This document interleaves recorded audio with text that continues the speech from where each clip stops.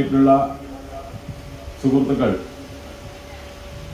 പ്രിയപ്പെട്ട ശശി മാസ്റ്റർ, ബാക്കിയുടെ സന്നിധരായിരിക്കുന്നവരുടെ പേര് ഞാൻ പറയില്ല, കാരണം എനിക്കറിയില്ല. അറിയുന്ന കുറച്ചാളുണ്ട്, അവർ പറഞ്ഞാൽ ബാക്കിയുള്ള ഒരു പിണങ്ങ് വന്നതുകൊണ്ട് പറയണ്ടല്ലോ, വേണ്ട. അങ്ങനെ എല്ലാവരുടെയും പേര് പറഞ്ഞതായി കണക്കാക്കുക. എല്ലാവർക്കും ഭഗവാന്റെ നാമത്തിൽ നമസ്കാരം. തുടക്കത്തിൽ തന്നെ വളരെ അധികം സന്തോഷം.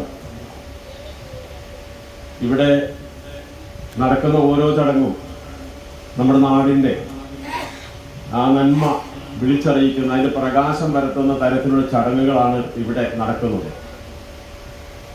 എല്ലാ കാലത്തും. അത് കാരണം അതിന് നേതൃത്വം നൽകുന്നവരും പങ്കെടുക്കുന്നവരും എല്ലാം സാധാരണക്കാരായ നന്മ നിറഞ്ഞ ഗ്രാമീണരാണ്, കളങ്കമൊന്നും ഇല്ലാത്തവരാണ്. ഇപ്പോൾ നടന്നൊരു കാര്യം കണ്ടില്ലേ? അപ്പൊ അതിലൊരു പ്രധാനപ്പെട്ട അതിനെപ്പറ്റി ഒരു ചൊല്ലുണ്ട്, അതറിയാം.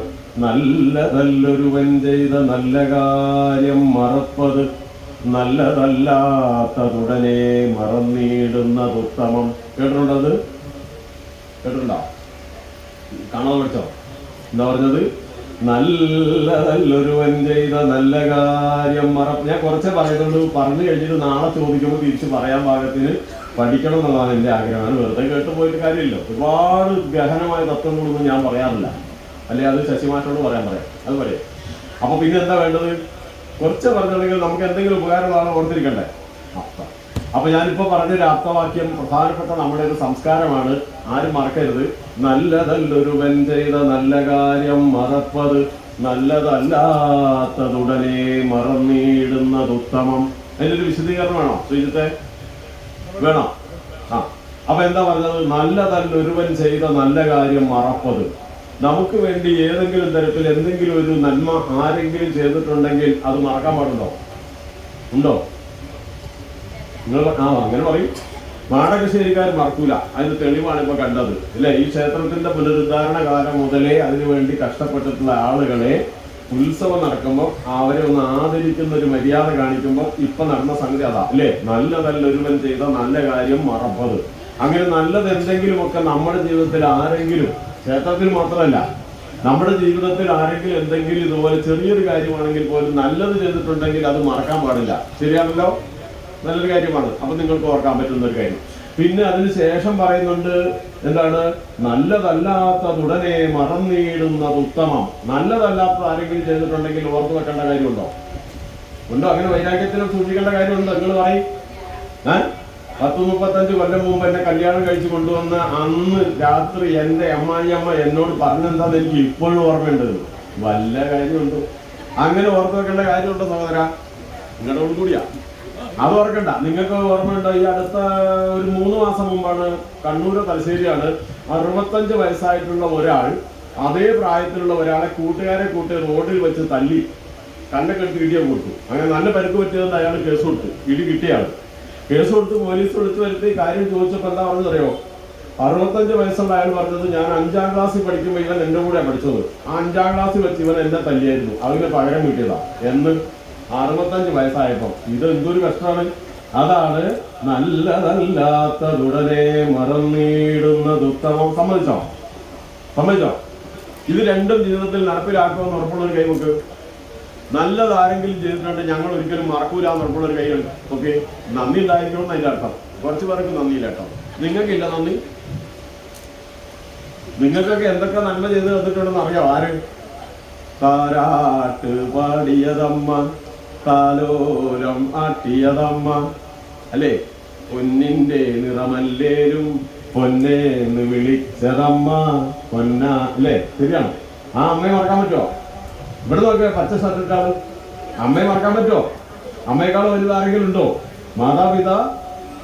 മാതാപിതാ കണ്ട് ഇതൊക്കെ അറിയാം. നല്ല മക്കളാണല്ലോ അവിടെ ഉള്ളത്. അതാ ഞാൻ പറഞ്ഞ മാടകശ്ശേരിക്കാർ നല്ല ആൾക്കാരാണ്. ഇതിന്റെ ഉത്തരം അവർക്ക് അറിയാം. അപ്പൊ അങ്ങനെ അമ്മയായാലും അച്ഛനായാലും ഇല്ലേ, ശരിയല്ലേ? അത് നമ്മുടെ വീട്ടിലിപ്പം എന്തെങ്കിലും ചിക്കനായിട്ടൊക്കെ എല്ലാവർക്കും ഇഷ്ടമായിരിക്കും അല്ലേ? അത് വാങ്ങിച്ചുകൊണ്ട് വന്നു കഴിഞ്ഞാൽ ചിലപ്പോൾ 2-3 പീസ് ഉണ്ടാവുള്ളൂ. അപ്പൊ നോക്കുമ്പോൾ മക്കൾ 2-3 പേരുണ്ട്. അവർക്കാണെങ്കിൽ ഇത് വലിയ ആഗ്രഹമാണ് കഴിക്കാൻ. മനസ്സിലായപ്പോൾ അച്ഛൻ പറഞ്ഞത് എനിക്ക് ഗ്യാസാണ്, ഇത് തിന്നാൻ പറ്റത്തില്ല. അമ്മ പറഞ്ഞ് ഞാൻ പണ്ടേ ചിക്കൻ പൊരിച്ച കൂട്ടത്തില്ല, അറിയാൻ എനിക്കിഷ്ടം. അപ്പൊ ഈ ഗ്യാസ് എന്താണെന്നറിയോ? അതിന്റെ പേര് പുത്രസ്നേഹം എന്നാ. മനസ്സിലായോ? ഈ അച്ഛന്റെ ഗ്യാസിന്റെ പേരെന്താ? അമ്മ കറിയത്തെ കഴിക്കത്തുള്ളൂ എന്ന് പറഞ്ഞതിന്റെ പേരെന്താ? പുത്രസ്നേഹം. അല്ല, അത് ആര് മനസ്സിലാക്കണം? കുട്ടികൾ മനസ്സിലാക്കണം. അത് പറഞ്ഞു വന്നുകൊണ്ട് ഞാൻ വേണൊരു ഉദാഹരണം പറയാം. ഒരമ്മ, വിഷയത്തിലേക്ക് എത്തിയില്ലല്ലേ, എപ്പോഴും കുട്ടികളെ ഉപദേശിക്കും. നിങ്ങൾ എങ്ങനെയാണ് സുഹൃത്തെ? നിങ്ങളുടെ പേരെന്താ? ഇടയ്ക്കിടയ്ക്ക് വിളിക്കാനാട്ടോ, ഒന്ന് കാട്ടരുത്. അനയൊന്നും പഠിച്ചില്ലല്ലോ, എന്റെ ഭാഗ്യം. ഇല്ലെങ്കിൽ അതെന്താ കുഴപ്പമുണ്ടാക്കി ഇപ്പൊ എന്നോട് പറയും. അപ്പൊ ഞാൻ പറഞ്ഞത്, ഈ അമ്മ എപ്പോഴും ഇങ്ങനെ കൂട്ടത്തിൽ ആരെങ്കിലും ഉള്ള കൈവക്കെ എപ്പോഴും എന്തിനും ഉപദേശം. ഇങ്ങനെയുണ്ട് സ്വഭാവം. കുട്ടികൾ പറയുന്നതിന്റെ വാക്കുണ്ട്, വെറുപ്പിക്കാണ്. ആരൊക്കെയാണുള്ളതെന്ന് പറയട്ടെ. എന്നോട് പണ്ടൊരു സഹപ്രവർത്തക ടീച്ചർ പറഞ്ഞു, മകൻ ദേഷ്യം പിടിച്ച് അവസാനം കസേര എടുത്ത് നിലത്തടിച്ചെന്ന്, പ്ലാസ്റ്റിക് കസേര. അപ്പൊ ഞാൻ ചോദിച്ചു, ടീച്ചർ എപ്പോഴും ഇങ്ങനെ വഴക്ക് പറയില്ലേ ചോദിച്ചു. പിന്നെ നിർത്താണ്ട് പറഞ്ഞുകൊണ്ടിരിക്കണം, അതിന് നേരാന്ന് പറഞ്ഞു. എന്നാൽ നിർത്തിയാൽ മതി, മകൻ നേരെ തോന്നുന്നു. അത് ശരിയാന്ന് പറഞ്ഞു, 2 ആഴ്ച ആയിക്കോളൂ. അപ്പൊ അങ്ങനെ ആരും ഇല്ലല്ലോ. അങ്ങനെ ഒരു അമ്മയുടെ കഥയാണ് ഞാൻ പറയുന്നത്. ഈ അമ്മ എപ്പോഴും ഉപദേശിക്കും, കേട്ടോ, അതെടുക്കരുത്, ഇതെടുക്കരുത്. രാവിലെ എഴുന്നേറ്റാൽ ഉടനെ പല്ല് തേക്കണം. പിന്നെ എഴുന്നേക്കുമ്പോൾ കിടന്ന ബെഡ്ഷീറ്റ് ഉണ്ടല്ലോ, അത് നേരെ വിരിച്ചിടണം. പുതപ്പ് നല്ലോണം മടക്കി വെക്കണം. നിങ്ങളോട് അങ്ങനെ ആരും പറയാറുണ്ടോ? ഇല്ല. അതുപോലെ സ്കൂളിൽ പോയിട്ട് വന്നു കഴിഞ്ഞ് കഴിഞ്ഞാൽ ഷൂസ് അല്ലെങ്കിൽ ചെരുപ്പാടം ഊരിയിട്ട് വെക്കേണ്ട ഒരു സ്ഥലമുണ്ട്, അവിടെ തന്നെ വെക്കണം. അവിടെ ഇവിടെ ഓരോന്ന് വലിച്ചെറിയരുത്. കുപ്പായം ഊരിയിട്ട് കഴുകാനുള്ള തുണി വെക്കുന്ന ഒരു സ്ഥലമുണ്ട്, അത് അവിടെ തന്നെ ഇടണം. ഇങ്ങനെ പറഞ്ഞു തരാറുണ്ടോ? ഇല്ല, നിങ്ങൾ പറഞ്ഞു കൊടുക്കാറില്ല. അതുപോലെ കുളിക്കുന്ന പിന്നെ ബാത്റൂമിൽ നമ്മൾ ഉപയോഗിക്കുന്ന ബക്കറ്റ് ഉണ്ട്, അത് കഴുകി വെക്കണം വൃത്തിയായിട്ട്. ആ വെള്ളം കോരി ഒഴിക്കുന്ന കപ്പുണ്ടല്ലോ, മഗ് കപ്പ് എന്ന് പറയാം, അത് കഴുകി വൃത്തിയാക്കി വെക്കണം. തോർത്ത് നല്ലോണം പിഴിഞ്ഞ് ഉണക്കി വെക്കണം. ഇത് തന്നെ അമ്മ എപ്പോഴും പറയും. വെള്ളം പാഴാക്കരുത്, ലൈറ്റ് വെറുതെ കത്തിച്ചിടരുത്. ഇങ്ങനെ പറഞ്ഞ് മകൻ മടുത്തു. അങ്ങനെ മകന് 10-24 വയസ്സായി. ഈ 24 വയസ്സായ മകൻ അവസാനം ഈ അമ്മേനെ കൊടുത്ത് ശരിയാവില്ല. അമ്മേനോട് വേറെ വഴക്കുണ്ടാക്കാൻ പറ്റില്ല. എന്തൊരു സ്വഭാവം അമ്മയ്ക്ക്. അങ്ങനെ മകൻ തീരുമാനിച്ചു, ഇത് എങ്ങനെയെങ്കിലും ഇവിടുന്ന് രക്ഷപ്പെടണം. അങ്ങനെ ഇരിക്കുകയാണ്. നേരത്തെ ഒരു അപേക്ഷ അയച്ചു ഒരു ജോലിക്ക് വേണ്ടി. അങ്ങനെ ജോലിക്ക് അപേക്ഷ അയച്ച അതിന്റെ ഇന്റർവ്യൂവിന് കാർഡ് വന്നു. ഇന്റർവ്യൂവിന് കാർഡ് വന്നപ്പോൾ വലിയ സന്തോഷമായി. ദൈവമേ, രക്ഷപ്പെട്ടു, ഈ ജോലി കിട്ടുകയാണെങ്കിൽ പിന്നെ ഞാൻ ഈ വീട്ടിലേക്ക് വരില്ല, ഈ അമ്മയുടെ കൊടുത്തിട്ട് ശരിയാവില്ല കേട്ടോ ശശിയേട്ടാ. അതുകൊണ്ട് ഞാനില്ല, തീരുമാനിച്ചു. അങ്ങനെ ഇവൻ ഒരുങ്ങി വന്നപ്പോ അമ്മ ഉണ്ട്, എങ്ങോട്ടാ മോനെ എന്ന് ചോദിച്ചു. അപ്പൊ പറഞ്ഞു, ഇന്ന് എനിക്കൊരു ജോലിക്ക് ഇന്റർവ്യൂ ആണ്. മോനെ നല്ല ഇസ്തിരി ഇട്ട ഷർട്ട് ഇട്ടിട്ട് വേണം പോകാൻ, നല്ല വൃത്തിയായിട്ട് വേണം പോകാൻ, ഷൂസൊക്കെ തുടച്ച് വൃത്തിയാക്കിയിട്ട് വേണം പോകാൻ. പിന്നെ അവിടെ ചെല്ലുമ്പോൾ നീ ചിരിച്ചോണ്ട് നിൽക്കണം, ചോദിക്കുന്നതിനൊക്കെ നല്ലോണം മറുപടി പറയണം. ഉത്തരം അറിയത്തില്ലെങ്കിലും വേറെ തൊട്ടൊന്നും നിൽക്കരുത്, നല്ല അറിയുന്ന പോലെ മിടുക്കാനായിട്ട് നന്നായി പെരുമാറണം, വിനയം കാണിക്കണം. ഇതൊക്കെ പറഞ്ഞു. എന്തൊരമ്മയാണ്, ഇപ്പോഴും വിടൂല. 24 വയസ്സായി. അങ്ങനെ ഈ മകൻ പോയി. അവിടെ ഇന്റർവ്യൂ നടക്കുന്ന സ്ഥലത്തെത്തിയപ്പോൾ ആ കെട്ടിടത്തിന്റെ മുന്നിലെത്തി മതിൽ കിടന്ന് അകത്ത് കയറിയപ്പോൾ ആരെ കാണുന്നില്ല. ഇതെന്താ ഇവിടെ ആരും ഇല്ലാത്ത? അങ്ങനെ അടുത്ത് നോക്കിയപ്പോൾ താഴെ എഴുതി വെച്ചിട്ടുണ്ട്, ഇന്റർവ്യൂ നടക്കുന്നത് മേലത്തെ 1-ാം നിലയിലാണ്.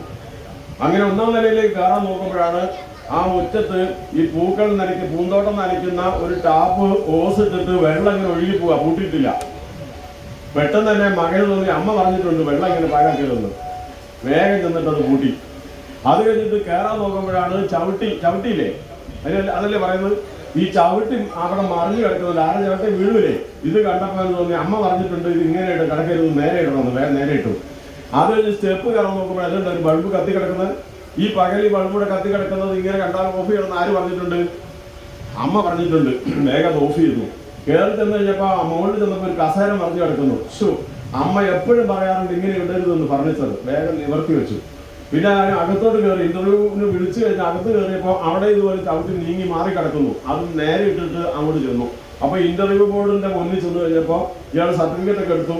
ഇരിക്കാൻ പറഞ്ഞു, അവിടെ ഇരുന്നു. അങ്ങോട്ട് കൊടുത്തോ പറഞ്ഞു, ഇതിപ്പോ ഞങ്ങൾക്ക് ഇപ്പൊ നിന്റെ സർട്ടിഫിക്കറ്റ് ഒന്നും വായിക്കേണ്ട ആവശ്യമില്ല. അതെന്താന്ന് ചോദിച്ചു. നിനക്ക് ഈ കമ്പനിയിൽ ജോലി ചെയ്യാൻ തയ്യാറാണോ? എന്ന് ജോയിൻ ചെയ്യും, എന്ന് ചേരാൻ പറ്റുന്നു. അതെന്താ സാർ, എന്റെ സർട്ടിഫിക്കറ്റ് ഒക്കെ ഞാൻ കൊണ്ടുവന്ന് ഇത് നോക്കണ്ടേ? ഇതുണ്ടോ? അത് കൊണ്ടുവന്നിട്ടുണ്ട്. അതൊന്നും നോക്കണ്ടോ, നിന്നെ ഞങ്ങൾ ജോലിക്ക് എടുത്തിരിക്കുന്നു, നിനക്ക് സമ്മതമാണ്. ഞാനെന്താന്ന് ചോദിച്ചു. അതോ ഞങ്ങളിവിടെ സർട്ടിഫിക്കറ്റ് മാത്രമല്ല നോക്കുന്നത്, ഇവിടെ കടന്നു വരുന്ന, ഇവിടെ ജോലി ചെയ്യാൻ വരുന്ന ആളുകളുടെ സ്വഭാവം ഞങ്ങൾ നോക്കും. നീ ആദ്യം തൊട്ട് വന്നത് ഞങ്ങൾ കണ്ടു CCTV-യിൽ. നിന്റെ ആ നന്മ ഉണ്ടല്ലോ, ആ നന്മ കണ്ടുകൊണ്ട് നിന്നെ ഞങ്ങൾക്ക് വേണം, ഇവിടെ നിൽക്കാൻ തയ്യാറാണെങ്കിൽ ജോലി റെഡി, ജോലി കിട്ടി. അപ്പോൾ ആ കുട്ടിക്ക് എന്ത് മനസ്സിലായി? അമ്മമാർക്ക് എന്ത് മനസ്സിലായി? താരാട്ട് പാടിയതമ്മ. അമ്മയുടെ പ്രാധാന്യം ഇപ്പൊ മനസ്സിലായോ? ഇല്ലേ? എന്താ മനസ്സിലായത്? അമ്മമാർക്കൊരു അഭിമാനം തോന്നുന്നില്ലേ? നമ്മൾ ഉപദേശിക്കുന്നത് എന്തിനാന്ന് കുട്ടിയൊക്കെ മനസ്സിലായി കാണില്ലേ? പച്ച ടീഷർട്ട് ഇട്ട കുട്ടിക്ക് മനസ്സിലായി അമ്മ എന്തിനാ ഉപദേശിക്കുന്നത്? ചുവന്ന ടീഷർട്ട് ഇട്ടിട്ട് മൊബൈൽ കാണുന്ന കുട്ടിക്ക് മനസ്സിലായോ അമ്മ എന്തിനാ ഉപദേശിക്കുന്നത്? ഒന്നും മനസ്സിലായില്ല. ഇത് കഴിഞ്ഞ് കഴിയുമ്പോൾ വെറുതെ വിടില്ല, നോക്കിക്കോ. പിന്നെ വെറുതെ വിടില്ല. മോന്റെ പേരെന്താ? ഉണ്ണിക്കുട്ടന്റെ പേരെന്താ? നല്ല മോനല്ലേ അല്ലേ? ഒരു കൈ നോക്കിയിട്ട് കാണട്ടെ. ആ ഗുഡ്. അപ്പം കുട്ടികൾക്കെല്ലാം എന്താ മനസ്സിലായത്? ഞാനിത് പറയാൻ വന്നതാണ്. എന്താ നിങ്ങൾക്ക് മനസ്സിലായത്? കുഞ്ഞുമക്കൾക്കൊക്കെ മനസ്സിലായോ? വലിയ മക്കൾക്കും നമ്മുടെ അമ്മയും അച്ഛനും നമ്മളോട് കാണിക്കുന്ന ഈ സ്നേഹം ചിലപ്പോൾ നമുക്ക് ഇഷ്ടപ്പെടില്ല, പക്ഷെ അത് നമ്മുടെ ജീവിതത്തിൽ വിജയത്തിനുള്ള പലതരത്തിലുള്ള ഉപദേശങ്ങളാണ്. തിരിഞ്ഞോ? ഇല്ലേ? അപ്പൊ അവിടെ നിന്ന് അച്ഛൻ ആലോചിക്കുകയാണ്, അപ്പൊ ഞങ്ങളെ കുറിച്ച് എന്താ പറയാത്തത്? പറയാം. അങ്ങനെ ഒരു അത്യാവശ്യം സമ്പന്നനായ വ്യവസായി ഒരു അച്ഛനുണ്ട്. ആ അച്ഛനൊരു മകനും. ഈ അച്ഛനും മകൻ എന്ത് നേട്ടം ഉണ്ടാക്കിയാലും വിലപിടിപ്പുള്ള സമ്മാനങ്ങൾ കൊടുക്കും. നല്ല നല്ല സമ്മാനങ്ങളെ, വാച്ച്, സൈക്കിള് അങ്ങനെ കൊടുക്കും. അങ്ങനെ സമ്മാനങ്ങൾ കിട്ടി കിട്ടി കിട്ടി ഇവൻ കുറെ വലുതായി. +2 പരീക്ഷ കഴിഞ്ഞു. +2 പരീക്ഷ കഴിഞ്ഞപ്പോൾ മകൻ അച്ഛനോട് പറഞ്ഞു, അച്ഛൻ എന്നും എനിക്ക് സമ്മാനം വാങ്ങി തരുന്നതാണ്, ഇത്തവണ ഒരു സമ്മാനം ഞാൻ ചോദിക്കുകയാണ് അച്ഛനോട്. എന്താ വേണ്ടത്? ബുള്ളറ്റ്. എന്താ വേണ്ടേ? ഒരു ബുള്ളറ്റ് വാങ്ങി തരുമെന്ന് ചോദിച്ചു. വാങ്ങി തരാന്ന് പറഞ്ഞു. അത് റെഡി, പൈസ ഉണ്ട്. അപ്പൊ ബുള്ളറ്റ് വാങ്ങി തരാന്ന് പറഞ്ഞു. അങ്ങനെ +2 റിസൾട്ട് വരികയാണ്. +2ന്റെ റിസൾട്ട് വന്നു. നല്ല മാർക്കോട് കൂടി ജയിച്ചു. അപ്പൊ ഇവൻ അച്ഛൻ കമ്പനി പോയിട്ട് തിരിച്ചു വരുന്നത് കാത്തിരിക്കുകയാണ്. രാത്രിയിലാണ് അച്ഛൻ വരുന്നത്. ബുള്ളറ്റ് വരുന്നതും കാത്താണിരിക്കുന്നത്. ബുള്ളറ്റ് വാങ്ങി തരാന്നല്ലേ പറഞ്ഞത്? ബുള്ളറ്റ് മനസ്സിലായോ? ആ ബുള്ളറ്റ് കൊണ്ടുവരുമെന്ന് കരുതി കാത്തിരിക്കുമ്പോൾ അച്ഛൻ കയറി വരുന്നത് ഒരു ഗിഫ്റ്റ് പാക്കറ്റ് വരുന്നത്, പെട്ടിയായിട്ടാണ് വരുന്നത്. ഗിഫ്റ്റിന്റെ പെട്ടി. ഈ പെട്ടിയുമായിട്ട് കയറി വന്നു. റൂമിലെത്തി. മോനെ ഇതാ നിനക്ക് ഗിഫ്റ്റ് എന്ന് പറഞ്ഞു. മകൻ വല്ലാണ്ട് ദേഷ്യം പിടിച്ച. കാരണം ബുള്ളറ്റിന്റെ ശബ്ദം കേട്ട് കാത്തിരിക്കുകയാണ്. ഇല്ലേ? പെട്ട പെട്ട പെട്ട പെട്ട പെട്ട പെട്ട പെട്ടാണ് പൊട്ടി വരുന്ന ബുള്ളറ്റില്ലേ, അതിന് കിട്ടാൻ വേണ്ടി കാത്തിരിക്കുന്നിടത്താണ് അച്ഛനൊരു പെട്ടി കൊണ്ട് വരുന്നത്. ദേഷ്യം വരാണ്ടിരിക്കോ?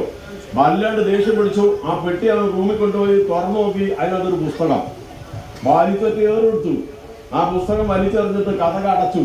പിന്നെ പുറത്തിറങ്ങിയില്ല. രാത്രിയിൽ അവന്റെ റൂമിലുണ്ടായിരുന്ന അവന്റെ ഡ്രസ്സെല്ലാം പാക്ക് ചെയ്തു. നേരം വെളുക്കുന്നതിന് മുമ്പ് നാട് വിട്ടു. ഈ അച്ഛന്റെ കൊടുത്ത് ഇനി ഞാൻ ജീവിക്കുന്നില്ല. ഇങ്ങനെ പറ്റിക്കാവോ? പറ്റില്ല.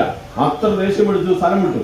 അങ്ങനെ പോയി ദൂരസ്ഥലങ്ങളിലൊക്കെ കറങ്ങി. ഒടുവിൽ ഒരു സ്ഥാപനത്തിൽ ചെറിയൊരു ജോലി കിട്ടി. ആ ജോലിയിൽ നിന്ന് അവന്റെ മിടുക്ക് കൊണ്ട് ജോലിയിലൊക്കെ ഉയർന്ന അവസരങ്ങൾ കൊടുത്തു. പൈസ കിട്ടി. സ്വന്തമായി ബിസിനസ് തുടങ്ങി. 10-30 കൊല്ലം കഴിഞ്ഞു പോയി. നല്ല നിലയിലെത്തി. സാമ്പത്തിക ശേഷി കണ്ടേ അച്ഛനെ പോലെ പൈസ ഉണ്ടാക്കി. അങ്ങനെ ഇരിക്കുമ്പോൾ അവനൊരു ഫോൺ വന്നു, അച്ഛൻ മരിച്ചു. അച്ഛൻ മരിച്ചു എന്ന് വിവരം കിട്ടിക്കഴിഞ്ഞ് കഴിഞ്ഞപ്പോൾ ഏതായാലും അച്ഛനൊന്ന് കണ്ടേക്കാല്ലേ. അങ്ങനെ അവൻ നാട്ടിലെത്തി. വീട്ടിലെത്തിയപ്പോൾ ധാരാളം ആളുകൾ അച്ഛന്റെ മൃതശരീരമോടെ കിടക്കുന്നു. ആളുകളൊക്കെ അന്ത്യകർമ്മങ്ങൾക്ക് ഇവൻ ചെയ്യാൻ വരാൻ കാത്തിരുന്നു. എല്ലാം കണ്ടു. എന്ന് നോക്കി കണ്ടു. എല്ലാം ആ ചടങ്ങ് തുടങ്ങുന്നതിനിടയിൽ ആദ്യം ഇവൻ അവന്റെ മുറിയിലൊന്ന് പോയി നോക്കി. പഴയ റൂമിൽ ചെന്ന് നോക്കിയപ്പോൾ അന്നത്തെ ഗിഫ്റ്റ് കൊണ്ടുവന്ന പെട്ടി ഒടിയിട്ടുണ്ട്. അങ്ങനെ മെല്ലെ ആ പെട്ടി തുറന്നു നോക്കിയപ്പോൾ അതിൻ്റെ അകത്ത് ഒരു കത്തുണ്ട്. ഇതാണ് ആ കത്ത്. മകനെ, നീ +2 പരീക്ഷ ജയിച്ചു കഴിഞ്ഞാൽ നിന്റെ ഏറ്റവും വലിയ ആഗ്രഹമായിരുന്നല്ലോ ബുള്ളറ്റ്. അപ്പൊ അങ്ങനെയുള്ള ആഗ്രഹങ്ങളൊക്കെ സാധിച്ചു തരുന്ന കൂട്ടത്തിൽ ഞാൻ കരുതിയിരുന്നു നിനക്ക് നല്ല ഒരു സ്വഭാവം കൂടി ഉണ്ടാവണം. സാമ്പത്തികവും അതുപോലെ തന്നെ പുരോഗതിയും ഒക്കെ നേടി നീ ഉയരങ്ങളിൽ എത്തുമ്പോൾ നല്ല മനുഷ്യനായി കൂടി നീ മാറണമെന്ന് ഞാൻ ആഗ്രഹിച്ചു. അതുകൊണ്ടാണ് നിനക്ക് ഞാൻ അന്ന് ഭഗവത്ഗീത സമ്മാനമായി കൊണ്ടുവന്നത്. തുറന്നു നോക്കിയപ്പോൾ അതിൽ ഇരിക്കുന്നത് അന്ന് വലിച്ചെറിഞ്ഞ പുസ്തകം ഭഗവത്ഗീതയാണ്. ഈ ഗീതയാണ്. അപ്പോ അതേസമയം നിനക്കത് കണ്ടപ്പോൾ ഉണ്ടായ വല്ലാത്ത ദേഷ്യം കാരണം ആ പുസ്തകത്തിന്റെ അടിയിലിരുന്ന താക്കോൽ നീ കാണാതെ പോയി. ആ പുസ്തകത്തിന്റെ അടിയിലിരുന്ന താക്കോൽ നീ കണ്ടില്ല.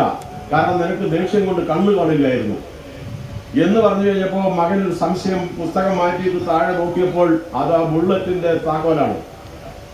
ഞെട്ടിപ്പോയി. എന്ത് ചെയ്യണം, എന്ത് പറയണം എന്നറിയാതെ വല്ലാതെ വിതുമ്പി. ആ താക്കോൽ എടുത്ത് പെട്ടെന്ന് പിന്നിലൂടെ ഇറങ്ങി അവരുടെ വണ്ടി വെക്കുന്ന ഷെഡിൽ പോയി നോക്കിയപ്പോൾ 30 വർഷമായി തുരുമ്പെടുത്ത് ഇവരെയും കാത്ത് ആ ബുള്ളറ്റ് അവിടെ ഇരിപ്പുണ്ട്. അപ്പൊ ഈ അച്ഛനെ കുറിച്ച് നിങ്ങൾക്ക് എന്താ പറയാനുള്ളത്? എന്താ പറയണ്ട? ഇതാണ് അച്ഛൻ. അപ്പൊ നമ്മുടെ അച്ഛനും അമ്മയും ഒക്കെ പറയും പോലെ ആഗ്രഹിക്കുന്ന പോലെ ഒറ്റയടിക്കൊന്നും ചെയ്തു തന്നിട്ടില്ലെങ്കിൽ പോലും അവരുടെ ഉള്ളിന്റെ ഉള്ളിൽ എന്തുണ്ട് എന്ന് കുട്ടിയൊക്കെ മനസ്സിലായോ? ഇല്ലേ? കുട്ടിയൊക്കെ മനസ്സിലായില്ല? എന്താ മനസ്സിലായത്? അതുകൊണ്ടാണ് ഞാൻ പറഞ്ഞത്.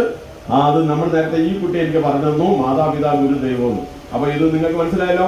അപ്പൊ എല്ലാ മക്കളും മാതാപിതാക്കളുടെ കണ്ണു നനയാൻ അവസരം ഉണ്ടാക്കാതെ അറിഞ്ഞുകൊണ്ടൊരു മാതാപിതാക്കളുടെയും കണ്ണു നനയാൻ അവസരം ഉണ്ടാക്കരുത് എന്ന് ഞാൻ ഈ സന്ദർഭത്തിൽ ആദ്യമായി ഇവിടെ ഇരിക്കുന്ന 25 വയസ്സിന് താഴെയുള്ള എല്ലാവരോടും അപേക്ഷിക്കുകയാണ്. സമ്മതിക്കുക? ഞാൻ പറഞ്ഞ അനുസരിക്കുമോ? അനുസരിക്കാത്തൊരു കൈവോക്ക്, ചെയ്യൂല എന്നുള്ളൊരു കൈവോക്ക് ആരുമില്ല. അപ്പൊ എനിക്ക് സമാധാനമായി. ഇനി മാറൂലല്ലോ, ഉറപ്പല്ലേ?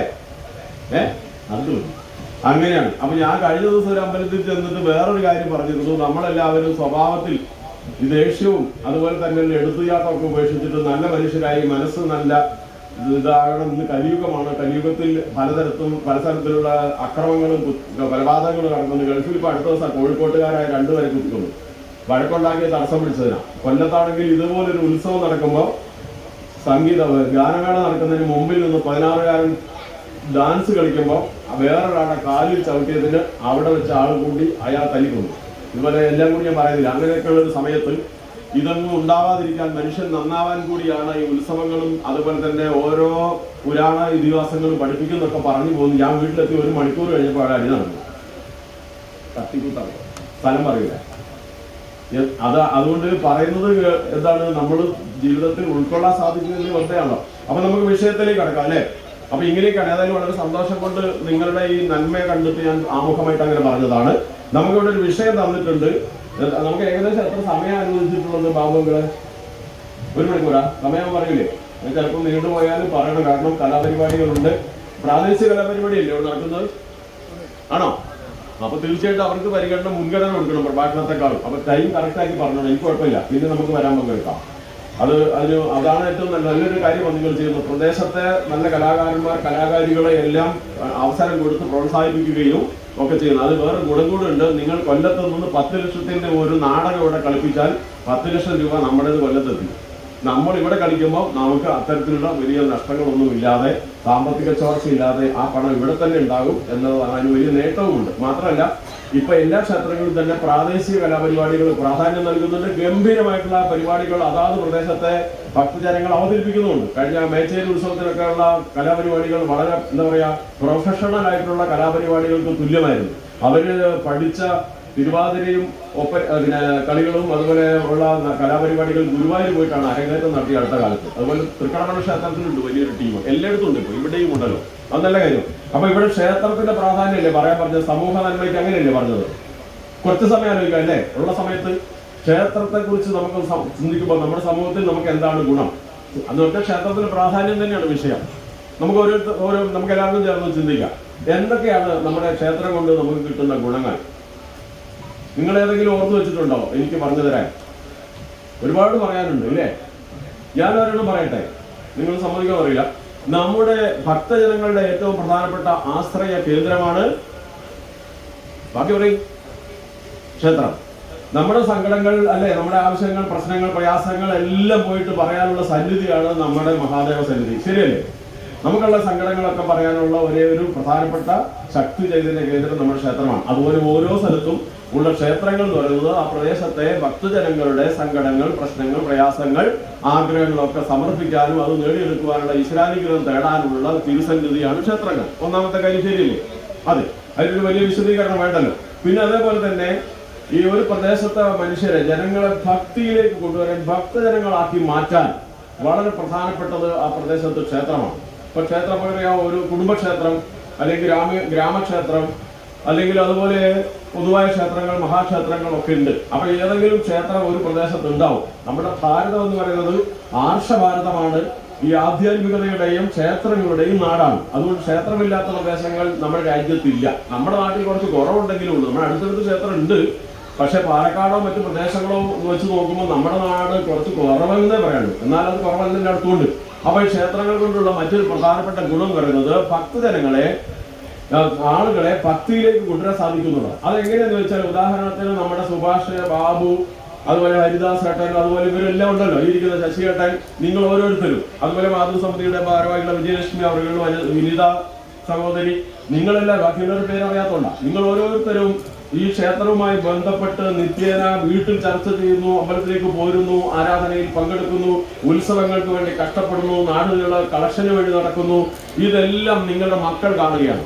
നിങ്ങൾ ക്ഷേത്രത്തിലേക്ക് പോരുമ്പോൾ ഇപ്പൊ ഇതാ അദ്ദേഹം വന്നപ്പോൾ കൂടെ കുട്ടിയുണ്ട്. ഇതുപോലെ നിങ്ങൾ ഓരോരുത്തരും മക്കളെയും കൂട്ടിയിട്ടാണ് ക്ഷേത്രത്തിൽ ആരാധനയ്ക്ക് തൊഴാൻ വരുന്നത്, ഉത്സവത്തിന് വരുന്നത്, പ്രഭാഷണം കേൾക്കാൻ വരുന്നത്, കലാപരിപാടികൾ കാണാൻ വരുന്നത്. അപ്പൊ സ്വാഭാവികമായിട്ടും കണ്ടും കേട്ടും കുഞ്ഞു മനസ്സുകളിൽ തന്നെ ആ കുട്ടികളിൽ ഭക്തി വളരുകയാണ്. ഇത് വളരെ പ്രധാനപ്പെട്ട ഒരു കാര്യമാണ്. അങ്ങനെ ഇപ്പൊ നമ്മുടെ നാട്ടിലെ ജനസമൂഹത്തെടുത്താൽ, ഹിന്ദു ജനസമൂഹത്തെടുത്താൽ, ക്ഷേത്രത്തിലൊക്കെ പോയിട്ട് ആരാധനയ്ക്കൊക്കെ വരുന്ന ആളുകളുടെ എണ്ണം താരതമ്യേന എന്താ പറയാ കുറവെന്ന് പറയാം. പക്ഷെ ഇതുപോലെയുള്ള ക്ഷേത്രങ്ങളും ആ ക്ഷേത്രവുമായി ബന്ധപ്പെട്ട കമ്മിറ്റിക്കാരും അതുപോലെ നല്ല വിശ്വാസികളുമായിട്ടുള്ള ആളുകൾ ക്ഷേത്രവുമായി ബന്ധപ്പെടുന്നത് കൊണ്ട് ഞാൻ ഈ പറഞ്ഞതുപോലെ അവരെ കുട്ടിക്കാലം മുതൽ തന്നെ ക്ഷേത്രത്തിലേക്ക് എത്തിക്കാനും അവരിലൂടെ അവർക്ക് അതിലൂടെ ഭക്തിയുള്ളവരായി നല്ല ഭക്തരായി മാറാനും അവസരം കൊടുക്കുന്നു എന്നുള്ളത് ക്ഷേത്രത്തിന്റെ വളരെ പ്രധാനപ്പെട്ട ഒരു കാര്യമാണ്. അപ്പൊ എന്തിനാണ് നല്ല ഭക്തരാകുന്നത് എന്ന് ചോദിച്ചാൽ എന്താണ് ഭക്തരാകാൻ കാണേണ്ട കാര്യം? പ്രധാനമായിട്ട് രണ്ട് കാര്യങ്ങളുണ്ട് ഒരാൾ ഭക്തി എന്ന് പറയുന്നത്. ഒന്ന് എന്താ വെച്ച് കഴിഞ്ഞാല് നമ്മൾ ഭക്തരാവേണ്ട ആവശ്യം എന്ന് പറയുന്നത് ഈ പ്രപഞ്ചം സൃഷ്ടിച്ചതും പരിപാലിക്കുന്നതും ഇവിടുത്തെ അനുനിമിഷം എല്ലാ കാര്യങ്ങളും നിയന്ത്രിക്കുന്നതും ഈശ്വരനാണ്.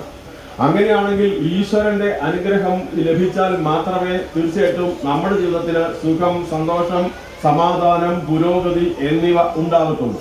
അപ്പൊ ഈശ്വര അനുഗ്രഹം നിർബന്ധമാണ്. അപ്പൊ ആരെയാണ് ഈശ്വരൻ അനുഗ്രഹിക്കുന്നത്? ഏറ്റവും നല്ല ഭക്തരെയാണ്.